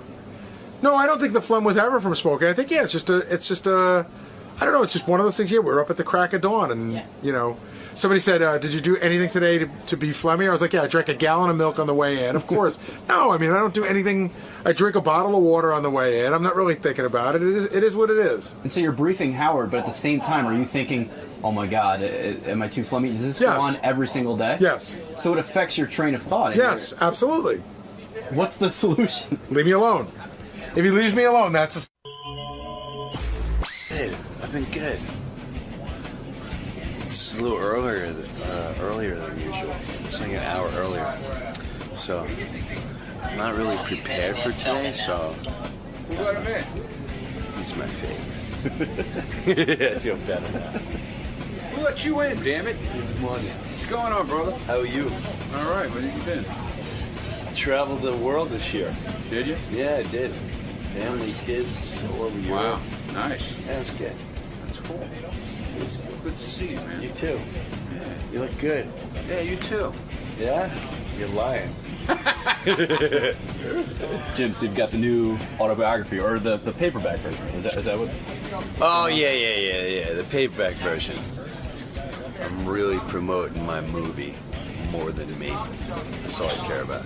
That's the movie I made my dad. What's which I know he would like. It's called More Than Me. That's what I'm really here for. And Howard loves stories about your dad. Yeah. We're going to start off with that. He's going to start living in my house this week. And I'm shoving my mom into a home. Hey, Jimmy Brewer is here. Jim, of course, used to be on Saturday Night Live. Then he left there. What did he do since then? I don't know. Stand up. He did a radio show. Show here. He's got a career. Hello. Listen. He's been in some movies. Look at him. Here's his theme music, by the way. Jim Brewer theme music. Yeah, look at you. That's my wake up. Why weren't you a rock star? I don't understand. I should have. I dropped the ball. I really did drop the ball. You did. You're a good singer. I'm decent. I started bringing out a little rock star stuff recently. You play guitar, right? No. You don't? Why don't you take a few lessons? It can't be that hard. I did. It's a disaster. You ever see some of the idiots who play guitar? I mean, they're almost retarded. And so certainly you're a bright guy. You could play guitar. I could play a mean air guitar. You're very good at that. I've seen you. Yeah. I could do this. And mine is different because I stick my pinky. Nobody does that. I was seeing here that Jim Brewer's paperback is out. The version of his hardcover book is now in paperback. Yeah. I'm Not High. And it's funny. It's the one book I read over and over again, like the Bible, because it sits next to my toilet. Which is a good spot. It's really weird. It sits there, and every time I'm sitting there, I take out Brewer's book. and I'm like on my third time reading it. And I know every story. I know about Chris Farley. I know about your wife, what a miracle it was, blah, blah, blah. Yeah. All the good stuff, It's unbelievable. I know about his connection with his father and his mother. What's going on with your dad? Wow, just this weekend. By the way, Jim brings his dad everywhere. Everywhere, yeah. I mean, we were talking about guys who are connected emotionally. Yeah. You're one of those guys. This is a guy who moved in family members, like relatives, cousins. Remember it was a nephew, cousin, nephew who now has a baby. Yeah. He was, Jim saved this kid's life. Yeah. And isn't your niece living with you now? Yeah, but she's out real soon. You're kicking her out. She's kicking her out. My dad's going in. Oh. Why? Yeah. Your mom's still alive. My mom's still alive. She's 85. She's blind in one eye. Oh, right. Dear. Well, why wouldn't you keep them together? Why are you moving your father out? She's a Jekyll and Hyde. The happiest time in her life. Yeah. The happiest, I'll give you. It's that World War II era. Like, she loves him and hates him. So she'll give him food, but at the same time going, you would never do this on your own. You don't even talk to me. Let me get you ketchup. So she'll... But in the past, she's gets frustrated with him because he can't walk, or she'll sit there and he shits his pants. Right. So now he has AIDS, right? And the AIDS will be like, "Come on, Jim, you got to go to the bathroom." And they got this, and she'll be behind them going, "Get up, Jim! God damn it! If you don't get up, I'm putting you in the goddamn home." And she yells Will she change at him. the shit in his pants if he shits his pants? No. So she's not caring or loving at all. She's 85. And she's blind in one eye, so she's always looking for him. I heard, and I don't know if this is true. Maybe you can clear it up. Yeah. The reason you're moving your father into your house. Yes. Is because your mom beat up your dad. A little bit, yeah. She punched him out. She didn't. She did the open hand clap against the ear. Oh. And you caught boxed his ears? And you caught her doing it. Yeah, here's what happened. That's awful. It is hard, and I have a hard time trying to figure it out. I can't put myself in her shoes. Was your mom abusive to you when you were young? Was she the type that would hit you? No, that's what's weird. But is she my a touch olders, of Alzheimer's or anything? No. No? Oh, no. She knows what she's doing. She knows exactly what she's doing. So you walked into the house. She didn't know you were there. Correct. And you caught her. He lost his hearing. Right. Now, we didn't know why he lost his hearing. I know why. Because your mom punched him in the ears. You son of a... You didn't want to hear your mother anymore. His ears were clogged from wax, which I just cleaned out. But can't you get a doctor to do that? Well, yeah. I didn't do it. Oh, okay, good. So I walk in the house and I hear like, "I can't hear." So what is going? You can't hear. Now, of course, the aides are gone. Right? She never does this in front of the aides. Right. So I'm coming closer and I'm going around the staircase where he sleeps. He sleeps in a hospital bed. And I hear like, Alec, what? And I hear him going, ah, ah. And like a deaf person, I hear like, rah, rah, rah, rah. So I turn around and she's got open hand shots taken at the both ears going, pow! You can't hear! And I'm looking at him in shock, and then she grabs his ear, and she's going, you can't hear me! and looking at him. She was trying to heal him. You know what Yes. said? You know what said, Jim? You know what said? That this becomes your burden. In other words, Is it a burden or is of course this just it is. family? No, I think- mean, come on. You now you got to sit and move your dad into your house. You got to, Why do you see it as a burden? because he doesn't want to hang out with his dad and take care of him. That's not true. Actually, See, I'm very, that way. Well, yeah. See, that's You're why giving him your feelings. That's why I admire you. It's like you are such a giving guy. I was playing a tape earlier. Jimmy Kimmel crying over his uncle on TV. His uncle died. Okay. The uncle that was... And crying over him. I see that as a connected, caring human being. And really, I admire Jimmy for that. Because Jim could ignore this if he wanted to. Right. Sure, I got a movie for you that's going to shake your boots. I made a movie about my dad. Did you? A What do couple you mean? years ago. I made a documentary I didn't know about that. taking care of that point of what do you do with your dad? Like, I don't know. You probably don't know your dad that well. Not at all. How would I know him? Yeah, it'd be like moving a stranger into I mean, my dad never talked to me. But I will bet a year's salary. Go ahead. You watch this, and you'll change your relationship with your father. Really? I guarantee it. That He doesn't have a lot of confidence.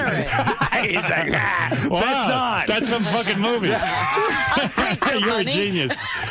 My I'm dad serious. doesn't talk to me about anything real. Like, he'll talk to me about what's in the paper and Well, stuff. same with my dad. My dad wouldn't say to me, how you doing, son? But that's from a different era. He probably never has said to you, like, you're fantastic on that radio gig. No, I badgered him into doing that.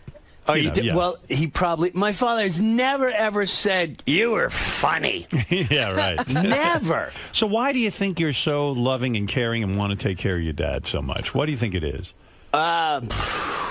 You know, I Is it this guess from religious thing with you? You're no, very religious. This was all... I'm not religious. I don't like that word. Wait a second. What are I you? got a Religious letter. is like... I got an anonymous letter from some guy. Yeah, This is go what he ahead. wrote. Listen to this. This is what he wrote me. I'm very confident in who I am. Okay, wait. Here's what they wrote me. Yeah.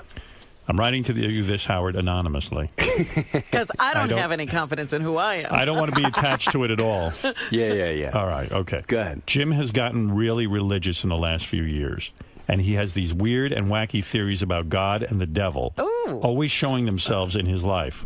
And I detected that in your book. You do kind of reference that. Hands down. Jim believes that the devil possessed a maid in his hotel room in Las Vegas a few years ago. This came after he challenged the devil in his mind to try to fuck with him. You have to ask him to explain it. It's a weird story, and it's one of those that really shows his interesting side. Unhinged with a ton of conspiracy theories. Hope all is well. No, that's true. Now, what is going on with this religion? I know your Listen, wife's it's very not religious. religion. Yes, it is. No, it's not. Explain to me what religion is. Well, the fact is that your wife had a conversion to born again, right? No, me. Forget my wife. Me. But explain you to me what religion is. Well, religion is a belief in God and a belief in the hereafter and religious harmony. You know, He doesn't you even call that know. religion. Jesus, Okay. or something like that. No, I think your perception of religion is the There's organized evangelist and the Catholics No. and the this and the that and the Bing and the Buddha and all that. Well, jazz. what is your belief? What's going on? Why does this guy say you have some sort of religious I'll tell you the paranoia? scenario. All right. Here's a scenario, and you explain to me. Go ahead. This is... I don't know what it is. Because you speak in your book a lot about signs. You always see Yes. signs. in everything. You're getting religious signs. There's too many coincidences. I will not. You can fight me tooth and nail. It's not coincidence. Go ahead. What? All right, here, I'll give me an one. example. I'll give you what this guy's talking about with the book. I go to, and I start writing the book. I've never sat down and wrote for more than an hour and anything. Right. So I'm taking off to Las Vegas, and literally right before I get on the plane, called, praying, whatever. I said, just let me start writing, and whatever you want me to write, just let it come out, because I don't know what to do, blah, blah. I start writing. We land, and literally when we landed, I was like, holy crap. I wrote like 20-something pages. This is sick. Right. So I show my wife, and she's like, wow, I can't believe you wrote that much, blah, blah, blah. Right. We get to the hotel, and I'm writing, everything's cool. We're at the Caesars. I'm really into this writing now. Yeah. So I wrote in this freaking notebook. And now they put me in this ridiculous ridiculous sweet. Beautiful sweet. Not so. Right. Like what you see in the movie Hangover. Right. He's like, oh my God, I'm only doing one set, and this is what they give me. It's great. Right.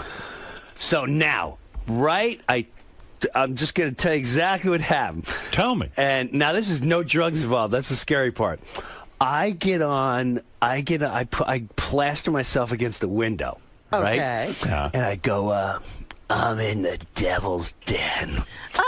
And I go, I'm going to... Wait a minute. Yeah. I go, I'm here... And this book is going to help people see life differently. And there's nothing you can do about it. You can't stop me anymore. You challenge the devil. You're talking to the devil. Hands down. Right. I said, I'm in your house. Right. Infiltrating. Right. Dun, dun, dun, dun, dun, dun, dun. So you feel your book was a direct fuck you to the devil? Absolutely. But I take the book, right? This is when it gets loony.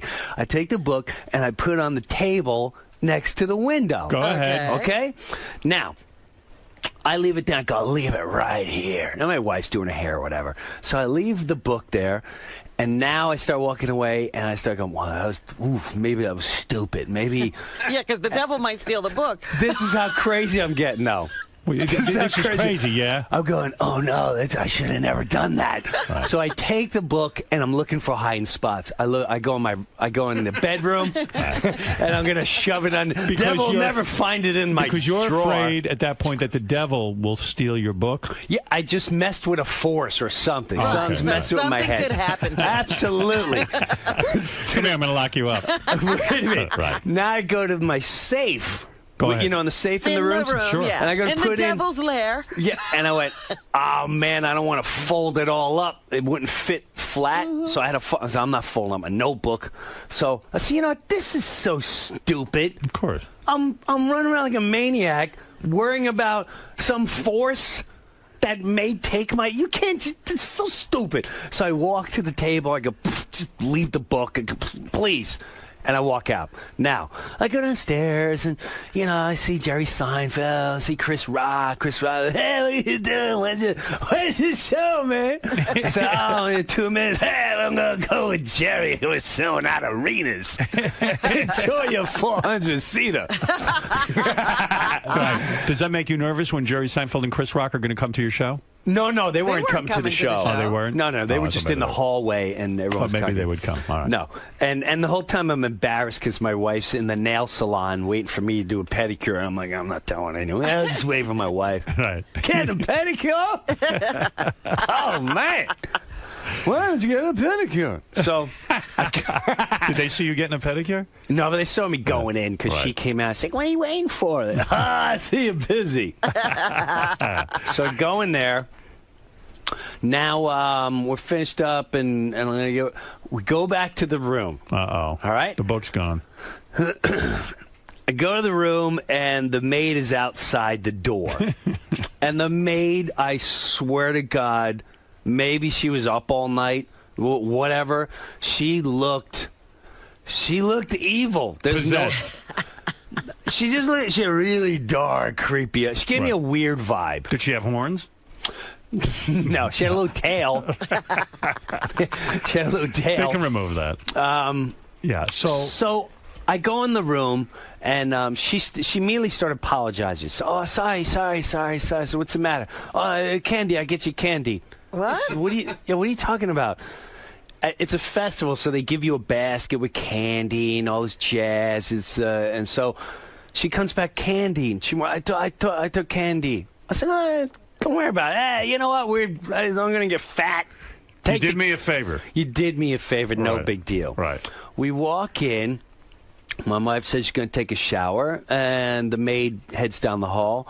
I instantly go, oh my God, let me check on the notebook. I go to the notebook. It's there. So everything's cool. Right. Devil didn't get it. Piece of cake. Now I'm like, well, I really was a lunatic before. Right.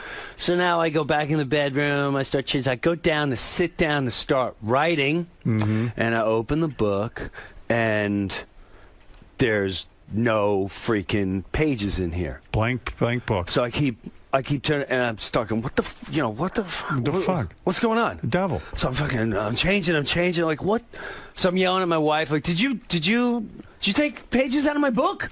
She's like, no, that's not the book you were writing. Now we're in it. I'm like, this was the book. I thought I put it right here. Oh, my This God. is the book I put down. I said, you had to write it. That's not what I did. I put it right. So I'm freaking out, and I'm looking all over. I'm like, maybe I'm losing my mind. Right. And I'm looking at the places where I thought I was going to hide it. And I just can't figure out why the book is here and the pages are not. There's no pages in here. So what's the answer? So I go out in the hallway. She goes, ask the maid. So why would the maid know anything about the freaking pages of the book? I go running out into the hallway, and I have the book, and she's a couple doors down. I said, the book. You know anything? And she went, oh, sorry. I said, whoa. What does that mean, sorry? Yeah. What does that mean? So, they're gone. What's gone? She said, is gone. So what do you mean? You ripped the pages out of my book? And she go, I saw it. I said, no, this is not sorry. Yeah, what is so that? now I start fibbing, going, I'm an author. Right. This is worth thousands of dollars. You took my personal writings? Are you out of your mind? So this is going on, and people like coming out of the hallways. Yeah, like, what's what going kind on? of nut is she? So I immediately call downstairs. I say, I need security. I need a manager. Good for you. And they come upstairs. And she goes, I look. I said, where? Just listen. What did you do with the pages? And she explains to me that she took the pages and she put it in the hallway.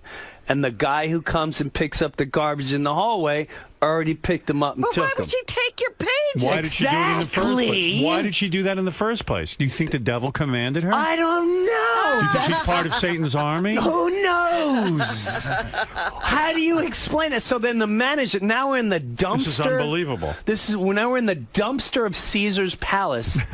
Now she found a couple pages. Right. She gets running back. She found like 7 pages. Right. And she's crying. Oh, but the fuck her. manager goes, this woman's been working here 12 years. She knows that the protocol is if you come in and there's something in the room, they immediately call down and say, if the guest checked it, we have stuff in the room. And then we come in and we check everything that's in the room. Right. And she goes, But she went out of her way to rip out the pages and put them on the floor. So that's why, and she still can't. She wouldn't. She's like, I don't know. I thought you leave. Wow. I thought you leave. So you think the devil got in her? I don't know. You think All I no, wait, no. know- You think? Hold it. Don't say I don't know.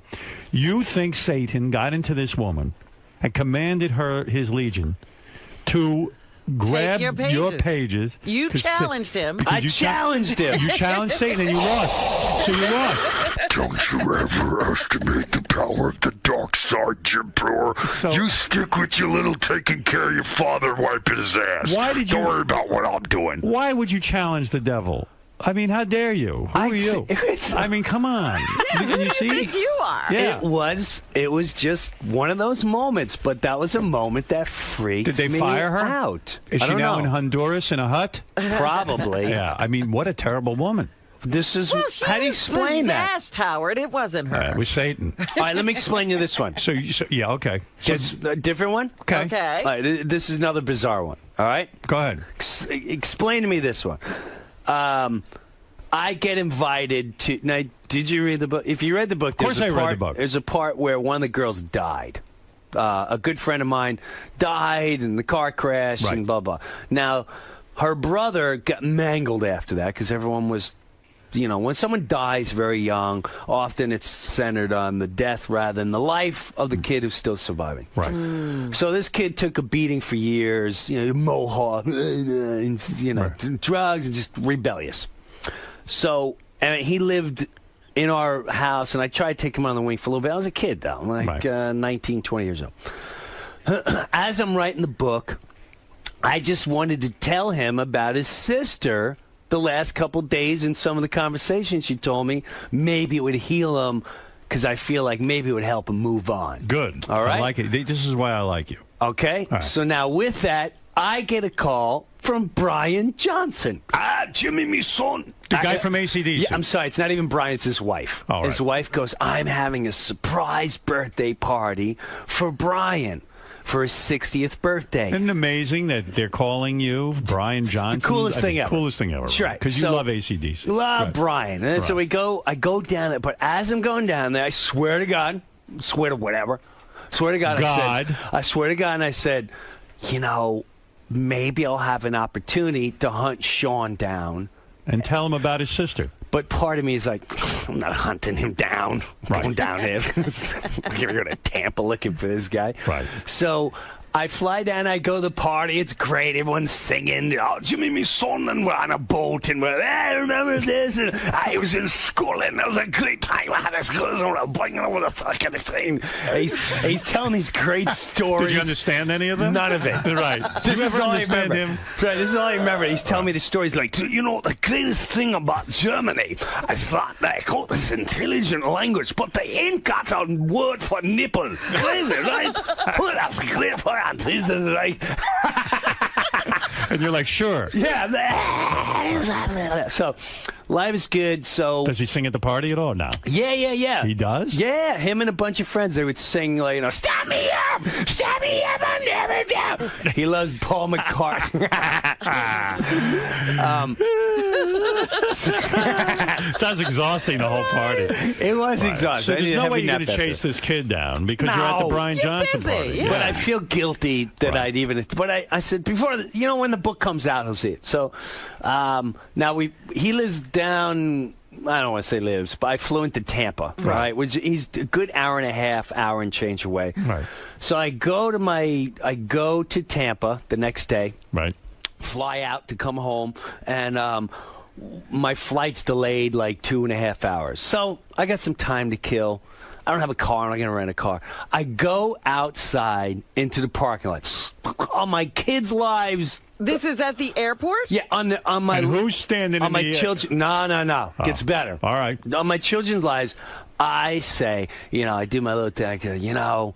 You're talking to somebody again. I'm talking. I said, Devil listen, or God. God? Nah, Okay, I'm okay. done with the devil. I ain't messing with him no more. Yeah, you fucking got your ass kicked. He's got a hard fastball. I ain't messing with him. All right, so you start talking to God. Smart. Yeah, and I said, listen, I know this will heal the kid, but somehow if you can put him in my life, if you can just put him in my life. Because I can't look for him. Just Right. put him in I my ain't got life. time to look for a man. I'm wasted from the Brian Johnson party. I was singing last night. I had a busy Okay, weekend. go. So you spoke to God, right? Because he also moved. The kid moved from where, so I don't know how to get in touch with him. Of course. I go if anyone knows Tampa. I know Tampa. You go through a security gate, and then you got to get on a tram. Mm-hmm. So I go through the security gate, and I hear this kid say, Jim. And I turn around, it's like a heavy dude. And I'm thinking, I'm waiting for, hey, man. Yeah. I mean, they want to do the goat boy impression. Okay, yeah, so I was the goat boy. Yeah, I get it. Hey, man, you want to smoke a joint? No, I'm cool. It was a movie. People come up to you as goat boy? Oh yeah, I'll hear it like I'll hear from a distance. I just hear people go, man, and they think they're cool. I still say they should have made. You know, I saw Lorne Michaels this week, and I was going to say to him, "Why do you not make the Goat Boy movie with Jim Brewer?" Well, Jim needed to become very successful, and he left. He didn't play by the rules. I'm still here if he needs me. I actually had a little. I went up and said hello to him, and he's still at He still the didn't Paul recognize McCartney you. thing. Did he recognize you? He did. He did. All right. Which is so anyway. When people, are you ever walking around and you hear like a goat boy impression, and you turn around and it's an actual goat? Like, has that ever happened to you? No, and you know what's weird is my middle one is a lot like me, and she's voices imitations, and she has no clue what goat boy is, but she does a freaking goat all day long, and everyone Really? thinks I train her. So you think it's a genetic thing? No. Like It's just- no, she's got it in her blood. Like, why would your daughter randomly do a goat? Who impression? knows? She watches Barnyard, the movie or whatever. So she sits there and she'll all day this weekend, all weekend. She's going. This is what I hear from the bedroom, and she's sitting on the edge of her bed going. I'm like, what are you doing? She's like, Dad, a sheep goes, but a goat goes. Like, what? Don't do this in public, please. Are you so proud of her when she does that? I mean, she's a funny kid. Chip off the old block, right? She's a funny. You know that one's yours. Are you still homeschooling that kid? No, the oldest one. This one doesn't want to be homeschooled. You're homeschooling the oldest. How old is she now? Like what, 12 or something, she's right? 12. Yeah. Yeah. And what's happening? Let me finish the other one. I'll tell you the we're in homeschool. 5 stories. We just made a left, and then I'll you're come going- back to all right, so you're homeschool. on the fucking thing in Tampa on the airplane. You're getting on the tram. Right. And I hear, I hear, and I turn around, and I see this heavy kid I don't recognize, and I said, "Oh yeah, you know, I'm off to I got to get on the tram." And he goes, "No, Jim, it's Sean." And I go, "Sean." He goes, Sean Pomeroy, Kristen's brother. I swear to God, I just got completely hot.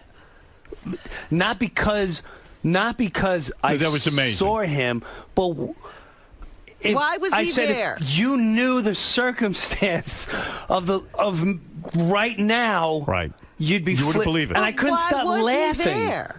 Why was he there? He was God sent visiting him. his mother. He was visiting his mother from Boston, and he just got off the plane. Oh, so it's a perfectly reasonable reason to No, be there. come on. Nothing just told him to come to the I airport. think the way Satan stole that book, I think God delivered this guy. I don't know. Maybe I'm with you. Come here. Slip the straitjacket on him and throw him out of here. No, listen, Jim, how do you explain it? You know what? I can't explain it. There are things in life that are beyond unexplainable. explainable. It's the unexplainable. Correct. And you know, with you know, some people pray to God for money or for fame or for not you. You prayed to for meet Sean. at the airport. You prayed for Sean and there'll missing be his closure. and missing pages. And let me tell you something. Good for you. You're not a selfish person.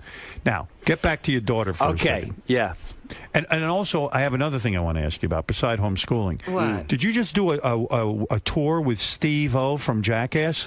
Absolutely. Now, Steve's been in here. Is he a good stand-up comedian? He fares very well. I think I think this is my own personal opinion. Okay. I think he's collaborated with someone to help him write. Yes. And he goes up and performs the act, and he also has stuff because First of all, he's a great guy. Yes, I'm a huge Jackass fan. Me too. So when I met him, I don't know how he doesn't hear his voice. He's like, dude, let me tell you something. It was really weird. He says F-bomb every. Dude, you know what's really fucking weird? Fucking, they tell me that fucking Jim Brewer is gonna do this fucking gig with me. I'm like, dude, no fucking way, bro. How weird is this? A guy who looks like he's fucking stoned and a guy who talks like he's fucking stoned, and we're not fucking stoned, dude. Dude, we should do a tour called We're Not Fucking High. Oh, you did the book. Dude, I love it. How do you get tied up with him? I don't even understand. I know he's been coming in saying he does stand up and he kills does and he's stand- fantastic. He tells me how great he is. Let me tell you something. Well, he's like, dude, I can't wait for you to watch my stand-up. It's fucking, I'm so excited, man. You're gonna watch me. So, wow.